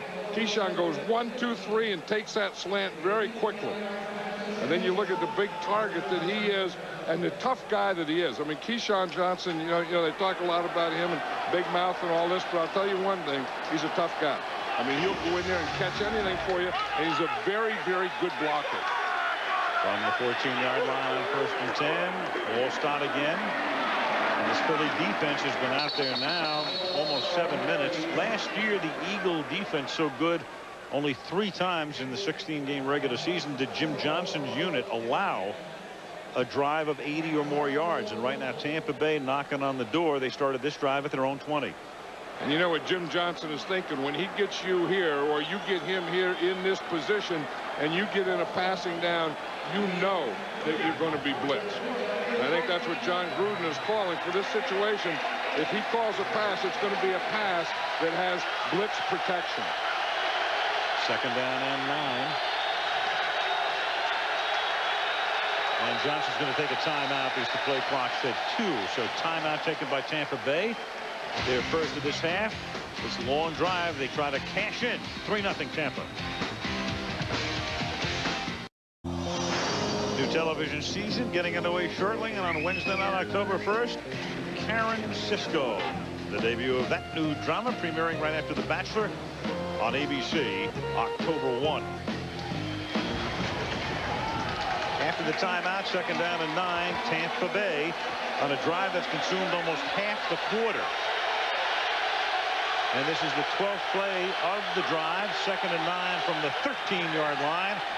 With Johnson going to the end zone. In the back of the end zone, it is Jeravicius contending he's in, but the field judge and the back judge get together. And they haven't made any call. They haven't said incomplete, nor have they said touchdown. Now they say touchdown. Right. Now they say touchdown. What Johnson's trying to do is get the extra point group out so fast that Philadelphia cannot challenge the call. That's what he's trying to do. You saw him say, get out here, get out here, get out here. He said they kick the extra point. Philly can't challenge. Meanwhile, Philly's dawdling to buy time so that the guys can see upstairs whether they should challenge this or not.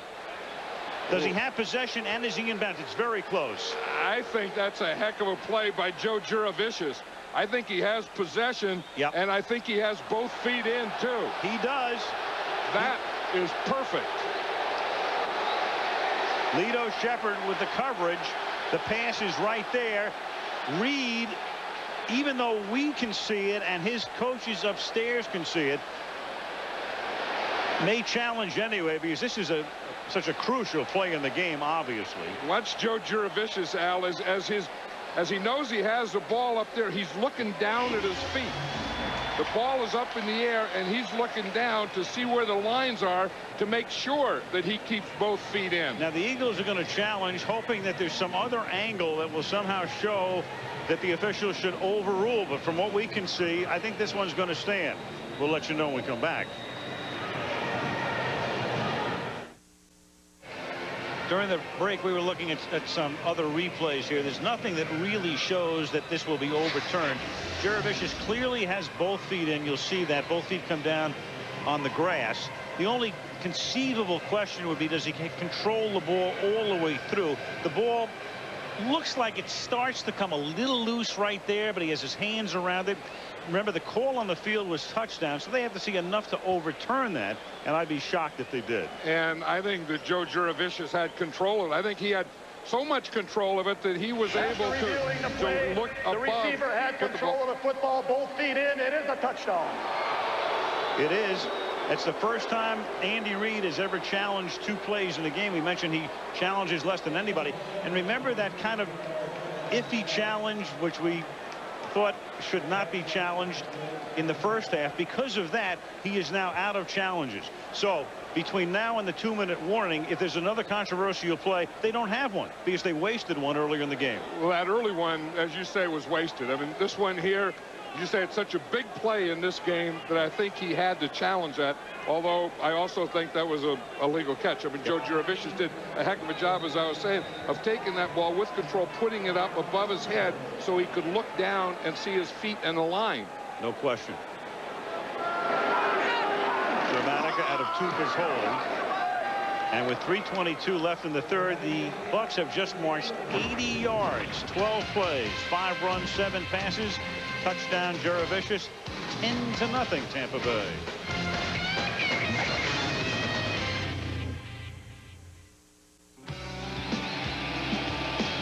Monday Night Football being brought to you by Bud Light. For the great taste that won't fill you up and never lets you down, make it a Bud Light. Verizon Wireless, we never stop working for you. Lowe's, where you'll find all your home improvement needs. Lowe's, improving home improvement. And HP Technology Services, people help make more things more possible. Tampa now leading 10-0 as the kickoff is a bouncing ball fielded, dropped, picked up again at the 9-yard line by Sean Morey, and the rookie out of Brown gets taken down at the 12-yard line. And the boos start again. Tampa Bay 15 wins in their last 16 regular season games when they have this kind of a lead, 10 points or more.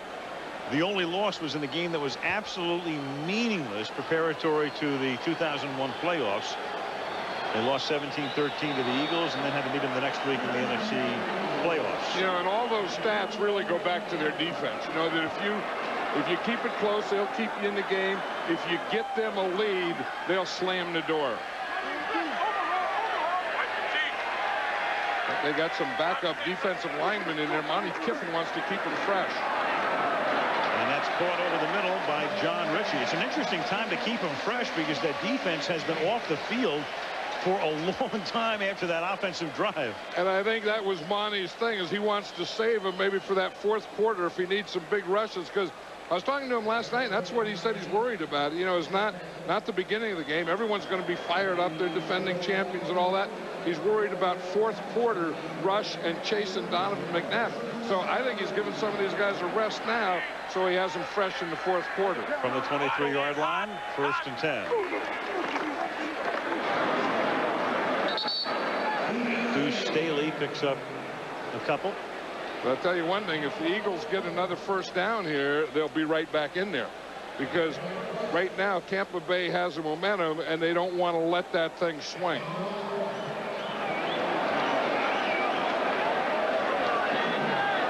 Warren Sapp is on the sideline, and the left defensive end, Greg Spires, is on the sideline.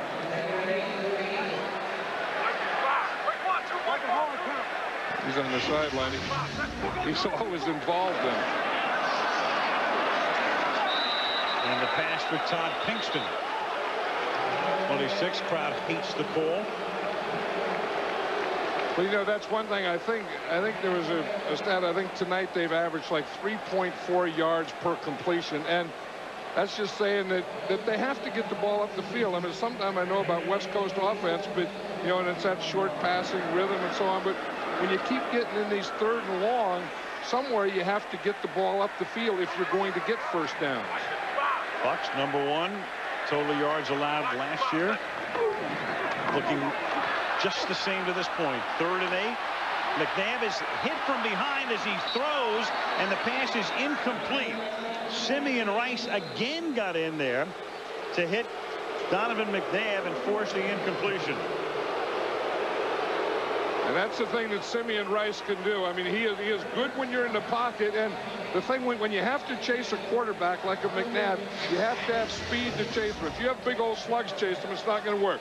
But watch the speed that Simeon Rice has here on the rush, jump over a guy, close, and hit McNabb from behind just as he throws the ball. Lucky it wasn't picked off for the Eagles. Floating punt. Nice open field tackle there on Carl Williams, as that was a flag down on the play. Roderick Hood made that tackle. We've got a holding call coming up here, clearly, against the Eagles. Gruden indicates we'll take the play.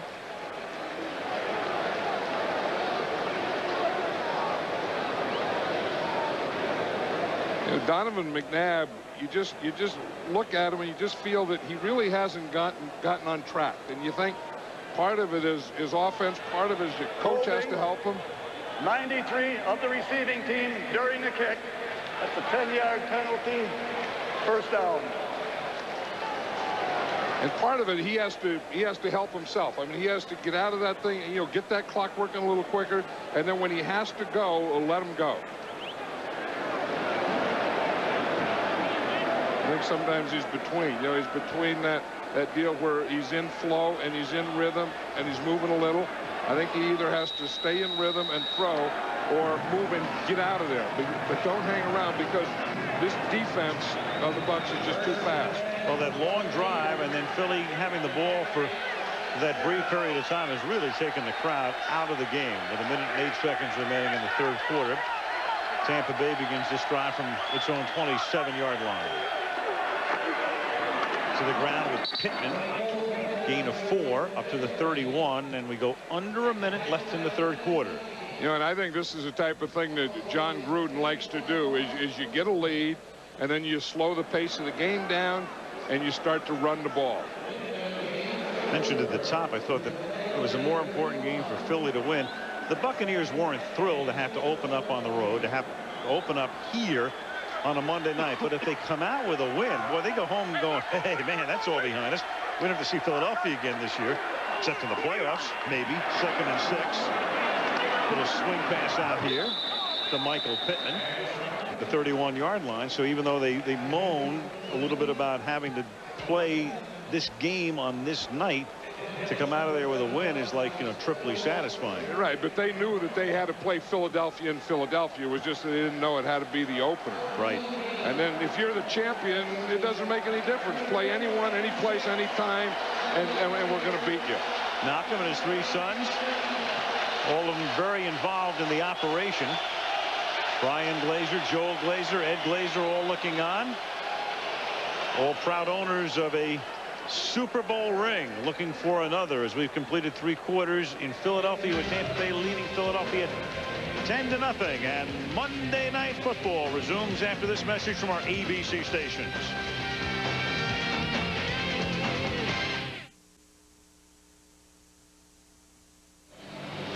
Fourth quarter begins. ESPN has Sports Center following the game. Philadelphia is the site. We start the fourth quarter. Al Michaels, John Madden, and Lisa Guerrero as week 1 comes to a climax. And the Tampa Bay Buccaneers try to sustain another long drive. They lead 10-0. 3rd down and 6 from the 31-yard line. As Johnson fires over the middle, and it is caught, and then with a second effort, it's a first down, and the ball was down, so there's no fumble. Michael Pittman was able to reach, pick up the first down, lost it, but only after he was already down, and it's a first down. And I think Michael Pittman owed him that one, because on the second down, the play before that, he caught and ran out of bounds, and I thought that he should have gained some yardage on that. But here he splits out, which they do quite a bit, runs a crossing pattern, has to get to the yellow line, and right there he does. And of course the whistle blows by the time the ball comes out of there. But it's not a first down, it's a missed tackle, it's another missed tackle, and it's a stretch by Michael Pittman. And I think he knew on that play before, on that second down play, he caught that pass and ran out of bounds for no yards. I think he knew that he owed him one. Pittman gets it again up to the 40-yard line. He goes. Carlos Emmons makes the tackle. Pittman has legal woes. Assault charge against his wife and babysitter, but that's been continued. Beginning of the trial is supposed to take place in January. There's some question earlier as to whether that would take place before the season or during it. Also, a violation of probation is involved, and that's one of the reasons that the Bucs went out and decided to pick up Thomas Jones, another ex-Cardinal, just in case. And now it's Pittman and Jones and Stecker sharing the load. Remember, there was one time they thought they were going to get Emmitt Smith, or John Gruden wanted Emmitt Smith, I remember. 2nd and 8. Johnson slings it to the outside. All stop. And look at that moose go. Up to the 48-yard line. They were talking to Brad Johnson last night, and he said, he loves his new center, John Wade. He said, but he is the sweatingest center that he's ever. Is sweatiness the word? We'll make it one. He's a sweatingest center that he ever had. And he said, when you put your hands up under there to take the snap, it's like a rainforest. And he said, then the ball starts off, it's dry, and then when you get it in your hand, you have a wet ball to handle. 3rd and 1. So Johnson feels like he's playing in the rain all day. Yeah, and he said if it gets too bad, he was going to take and wear a glove. He says because that's what he does with wet weather. There's his pants right there in the first quarter. It's exacerbated by the fact that Johnson is such a fastidious sort anyway. Brad's the kind of guy that likes to take about 6 showers a day. Right, and he's the guy that changes his shoes during the game, changes his socks during the game, changes his jerseys and T-shirt at halftime. And he has to put his hands up there in the rainforest. 1st and 10. And that's an 8-yard carry by Michael Pittman. Check in with Lisa. Hey, Al. Now, you guys were talking about how sweaty John Wade is. He told me yesterday that he might even consider changing his pants at halftime. He, however, didn't think that would help because he just sweats so much. I know it sounds gross. I know it sounds disgusting, but we want to keep an eye on this situation because during the preseason, they didn't play together for more than a quarter and a half. We're going to keep our eye on this if we can stand it. There's a commercial here somewhere. I mean, there's some sort of endorsement for these guys at some point. Can't figure it out yet. Wade's the guy who replaces Jeff Christie, who was their center last year. And Allstott is wrapped up, corralled. Well, I'll tell you one thing, it really hasn't had an effect on Brad Johnson. You know, he hasn't fumbled a snap, he hasn't fumbled a handoff, he hasn't done any of those things. So, and he's one of those guys that, you know, is always worrying about a slick football or a dry football, and he looks like he's handling that area pretty well tonight.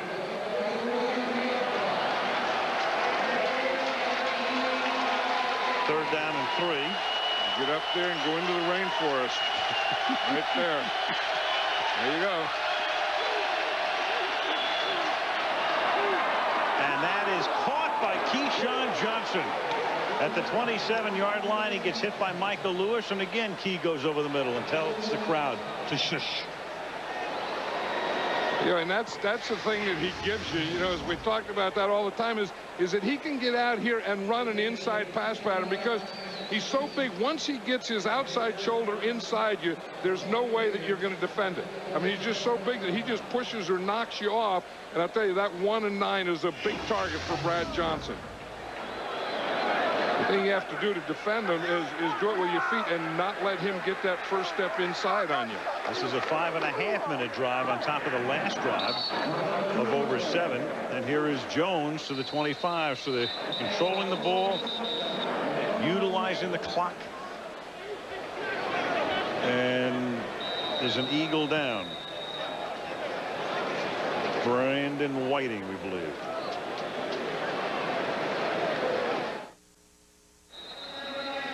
Five stadiums here. Here, of course, is where we are tonight. I gotta get rid of this pen. Veterans Stadium is right here. This is the Spectrum. Been here since the 60s. Here is the Wachovia Center where the Flyers play. And the 76ers as well, as Brad Johnson throws and hits Warren Sapp as they put Sapp into the backfield or into the offensive formation on the end of the line, and he takes it to the 11-yard line to move the chains and a first down. Look at all those players. The defensive players love it. Even the offensive players love it.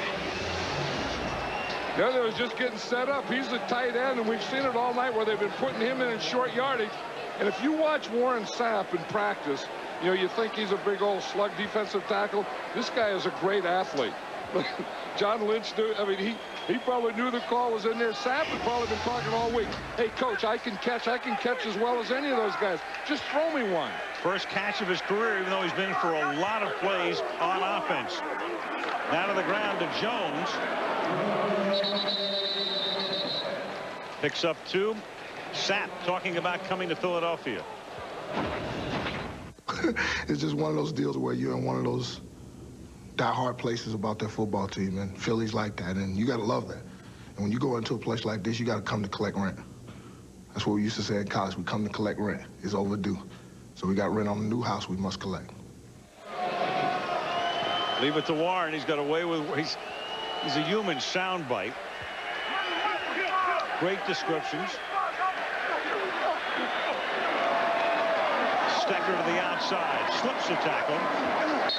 Takes it to the 7-yard line. Gain of a couple to be third down and 6 as the clock ticks down. Yeah, you just look at the offensive plays, and I think the Bucs have had like 28 plays in this half to 9 of the Eagles, and you can just tell that the offense is slowing down the pace now. They have good mixture, and you can see this Eagle defense just getting tired.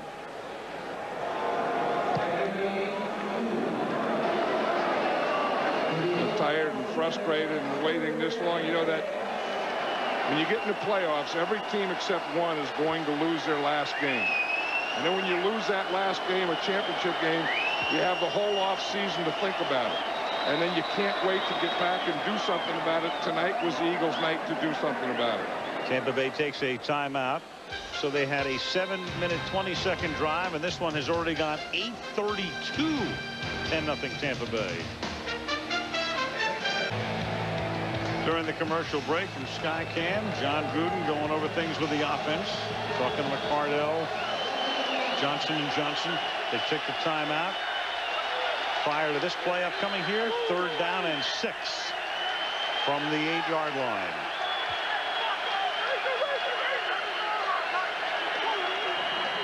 Eagles rush 7, and it's tipped up in the air, and Jaravicius comes down with it himself for the touchdown. Joe Jeravicius, who scored the other touchdown. Sapp had helped set this one up, and then Jeravicius tips it to himself, and Tampa Bay leads 16-0. Joe Jeravicius made 2 great plays in this game. Yeah, they talk about concentration and being able to do things. And I'll say he has showed it on both of these. Look, he tips the ball up in the air, locates it again, and then goes and gets it. That is being aware. I mean, here, tip it up in the air, go find it now, and then catch it. And those are 3 pretty good things. Vincent with the early coverage, and then Sheldon Brown was diving for the ball. And Grammatical will try to tack on the 17th point. So Joey J with 2 touchdowns tonight. Sapp with his first career catch, and the world champs look like world champs.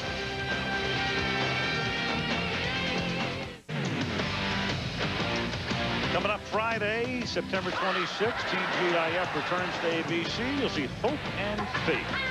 Part of the all-new Friday right here on ABC. 17-0.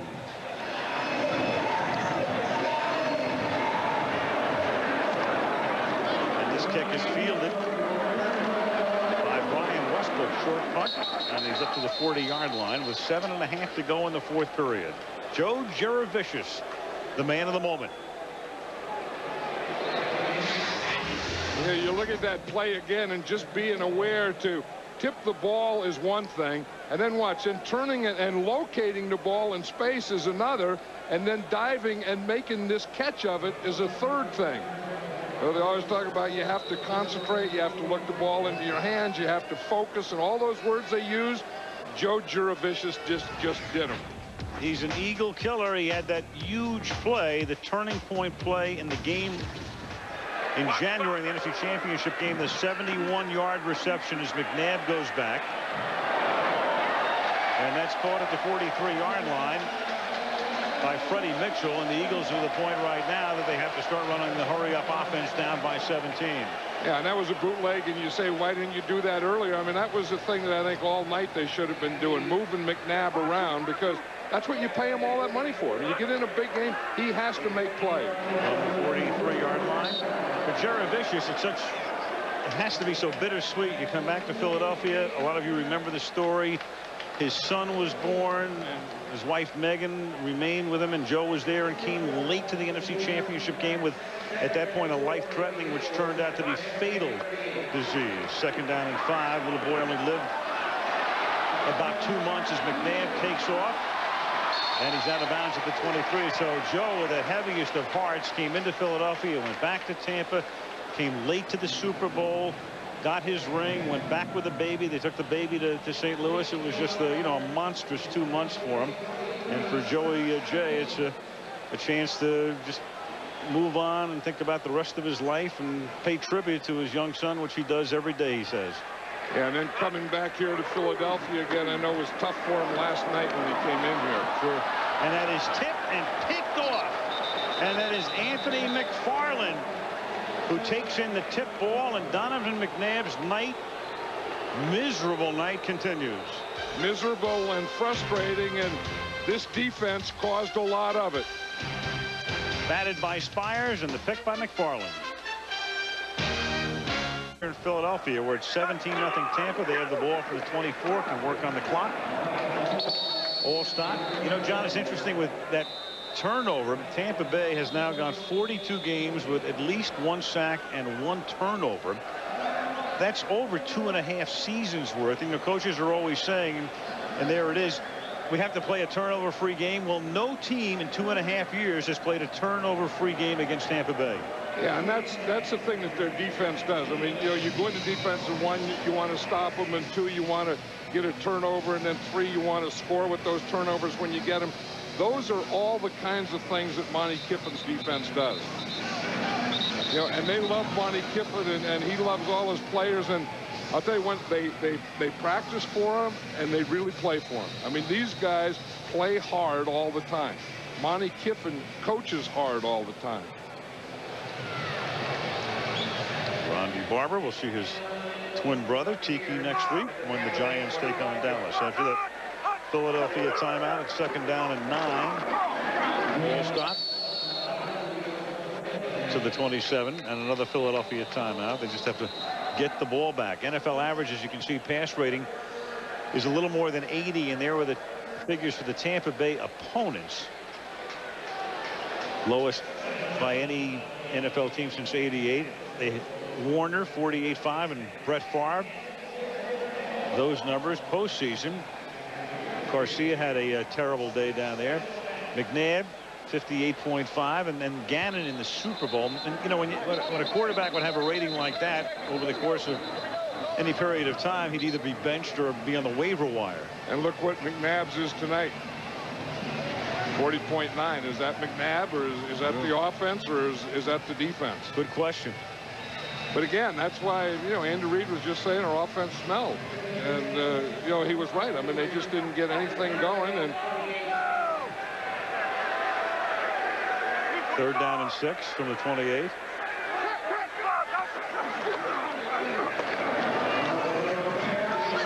Jones breaks it, and he's out of bounds at the 43. So the Eagles, using their timeouts, and they had to there, doing anything to get the ball back, now have used all of their timeouts, and Tampa Bay can completely concentrate now on running the clock down. And the reason the clock is running here, again, if you forgot the rule, outside of 5 minutes in the 4th quarter, the guy goes out of bounds, the clock stops for the moment.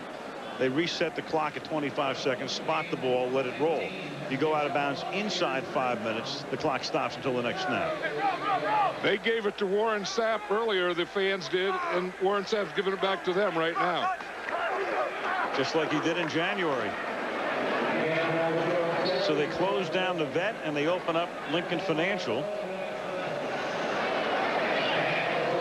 And we will trek northward up the Jersey Turnpike to the Meadowlands next Monday night when the Dallas Cowboys take on the New York Giants. Bill Parcells goes back to the Meadowlands. The Giants try to go to 2-0 off their win yesterday against St. Louis. Kurt Warner had the concussion, and Mike March indicating today that Mark Bolger, if for no other reason than health, in terms of Warner, will get the start in St. Louis's game against the 49ers this weekend. That Giant defense beat the heck out of Kurt Warner yesterday. 2nd and 11. Full stop. You know, we're talking about 12th round here. We're saying that this is like a heavyweight championship fight, and I think Tampa Bay came out in the first 10 rounds and just body punched them. And then the body punches started to take, and then they get them at 11 and 12 and knock them out. And that's exactly how they played this game. Knocked them out in January, knocked them out in September. And that guy there, Joe Juravicius, was a big part of it tonight. I think when we start thinking horse trailer, you know, it's probably a little early now, and I don't want to, you know, start getting premature here, but I would think we have to think a double J. No question. It's the leader in the clubhouse right now. Ball start up to the 47-yard line, and they'll punt. Joe Juravicius tonight. 2 touchdowns, 4 catches, 39 yards, and 2 beautiful touchdown catches. And that's what you do. I mean, you don't always have to drink it. You know, I mean, sometimes you drink it, and then if you don't want to drink it, you just throw it on your head. Is it like a dandruff shampoo? I mean, what? No. What it's like is you know, if it's cold where heat goes out your head, then if it's hot, cold goes in your head. I can think of a few other beverages I'd like to put on my head right about now. Cooper's punt fielded at the 5-yard line by Lito Shepherd. You know, you said it earlier too, Al. This has to be so disappointing for the Philadelphia Eagles. Oh yeah, I mean, you're looking forward to it all year. I mean, since the schedule came out in May. Joey J, get ready. 17-0. Since the Second World War, those 3 teams have opened up stadiums by getting shut out. Now, Milwaukee County Stadium, where the Packers played in '53, that was their secondary home. Saints' first game at the Superdome in '75, they were blanked. And then when the Browns came back as the new Browns in their first game in '99 at the new Cleveland Browns Stadium. They were blank. But now you're talking about the Philadelphia Eagles, second best team in the NFC last year. And Warren Sapp is going to sack McNabb. And if he sacks him in the end zone, it's going to be a safety, even though he slung it away. 89, an eligible receiver was in the vicinity. And they're going to say that he did get it away. Sapp almost had the sack, and they're going to say there was an eligible receiver in the vicinity, and let's let him get away with the throw. I mean, here's Sapp right here, and you see he gets pretty good protection there, and then he breaks through, and he comes right there, and he gets McNabb. And then I don't see the ball come out yet. Oh, there he got it out right there. And there was a guy in the area, according to Bernie Kukar, on 2nd down and 10 now. McNabb spinning, but then gets taken down in the open field by Nate Webster. You know, it's one of those things that's too much too late. I mean, you know, and I said this earlier, but I think the things that they had to do offensively, and you talk about Tampa Bay, I mean, the defense is a great defense, but it is undersized, so you have to run straight at it. And then you have a quarterback like Donovan McNabb. He has to make plays, and he didn't tonight. 3rd down and 3, and Donovan almost gets sacked again, and then Sapp chases him from behind and slides to the hold up at the 20. But in effect, they're just running out the clock here. No timeouts. Shoe is half off. Stadium opens tonight. Very unhappy 52nd birthday for Eagles owner Jeffrey Lurie, as the Tampa Bay Bucks have come in and blown out the candles. And they'll go home to Florida, ready to take on Carolina next week, leading 17-0 here.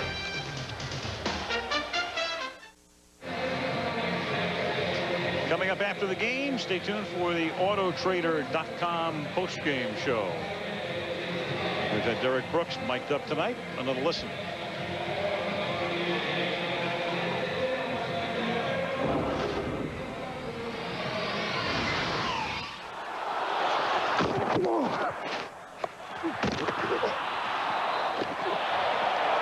Don't stop. Don't stop, 87. Don't stop. Keep playing with 5. He stopped then. Keep playing with 5.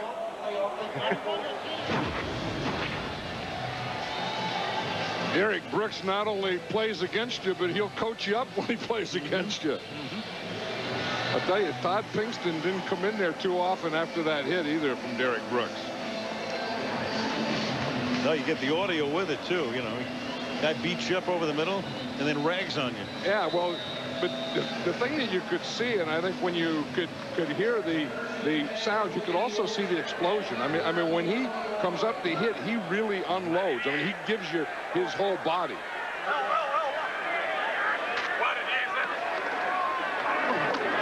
McNabb. And that pressure just keeps on coming. The hits and the pressure keep on coming. Monday Night Football being brought to you by Budweiser. Grab a cold, fresh Budweiser. It's game time. Expedia.com. Don't just travel, travel right. Olive Garden. When you're here, your family. And Lincoln Financial Group, proud sponsor of Lincoln Financial Field. Of course, the home of the Eagles now, and we showed you that shot before. There are, at the moment, 5 stadiums, 3 outdoor and 2 indoor in this complex. Now, the vet is going to be imploded, Veterans Stadium, sometime after the baseball season. It was McNabb on 2nd and 10 throws. Staley. So at some point we'll be down to 4 stadiums. I'm thinking, John, the way this complex is right now with 2 indoor, 3, you build a couple of pools, and here's the vet up here, and the new Philly stadium is going to be over here, and you got the Spectrum right here, and here is Wachovia. I can't remember what bank runs what these days. So you have 5 John, if you built a couple of swimming pools, you could have the entire Olympics right here on the corner of Broad and Patterson. Right, and you know, they've always had that in Philadelphia. Remember they had the other one was John Kennedy, wasn't it? John Kennedy Stadium? There's Greg Spires. It was right here, in fact. It was Municipal Stadium, where they played the Army-Navy game for 1,000 years, and then it became JFK Stadium. Then they tore that down, and the vet was built in '71. Spectrum in the 60s. The Wachovia Center, I think around 1990 or so. That's where the Flyers play. And there it is again. So you have this whole great sports complex in South Philadelphia. And they're going to implode. What the heck's the word? Implode. This thing right there, yeah. Implode that thing right there. And they're going to do that in February. And you wonder when they implode, what happens to the rats? And then right, well, the rats will go over here, which is the NovaCare Center. That's the where the Eagles train. So they train right in this same area, the same complex in South Philly. Doesn't implosion mean that it comes from underneath and inside and doesn't go outside? Is that what implosion means? It should mean that. You hope that's what it means. Well, then it'll keep the rats right inside the implosion. Like if you explode them, they'd be flying all over. All over the joint. That's caught by James Thrash.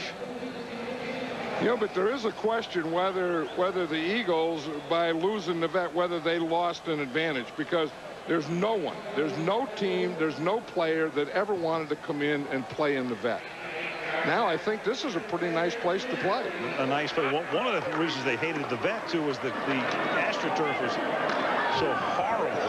As Chad Lewis makes the catch and takes it to the 46-yard line. And the Eagles, in effect, even though down by 17, no timeouts, running out the clock. I think they're just practicing for next week now.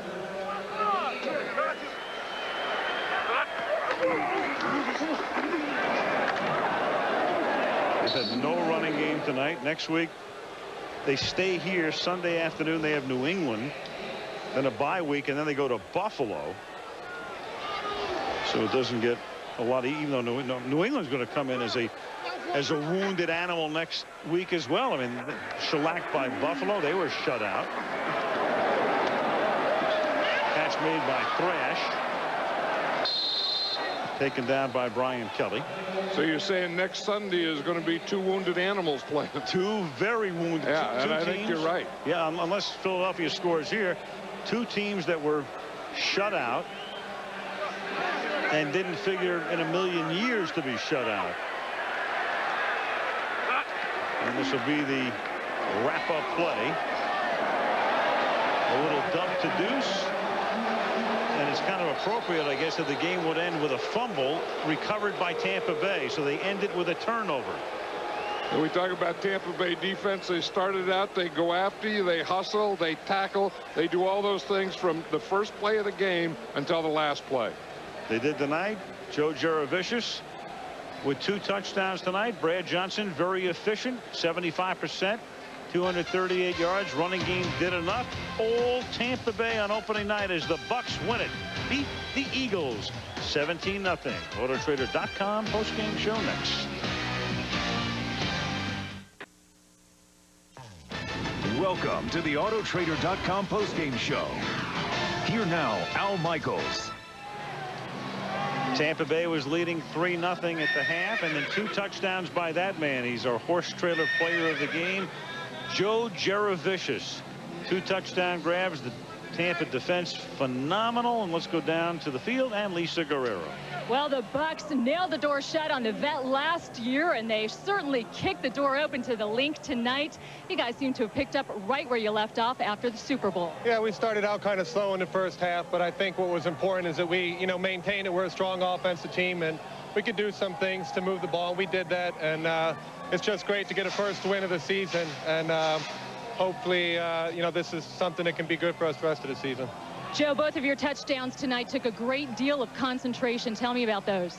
Well, on the first one, Brad just put the ball up in the corner of the end zone and gave me an opportunity to use my height and my size to my advantage. It was a great throw on his part. I was able to get both feet down. On the second one, I saw Vincent was behind me and the pass was kind of behind me, so I just wanted to try and tip it because I thought he might have been able to intercept it and take it downhill and score, but tipped it up in the air and just was able to turn around and make a play on it. But once again, our offense and our defense and special teams played a hell of a game this evening, and that's the reason we're 1-0 right now. Thanks very much. Congratulations tonight, Joe. Hey, he may have been the player of the game, but it was certainly the Bucs defense that was the star tonight, Al. Absolutely. They limited Philadelphia to 121 rushing yards, but only 19 of those rushing yards by running backs. The other yardage by James Thrash and Donovan McNabb. Dallas against the Giants. Bill Parcells to the Meadowlands next week on Monday Night Football. Coming up next, your late local news. Those of you on the West Coast, stay tuned for ESPN's Wonderful World of Sports. Al Michaels, John Madden, Lisa Guerrero saying good night from Philadelphia.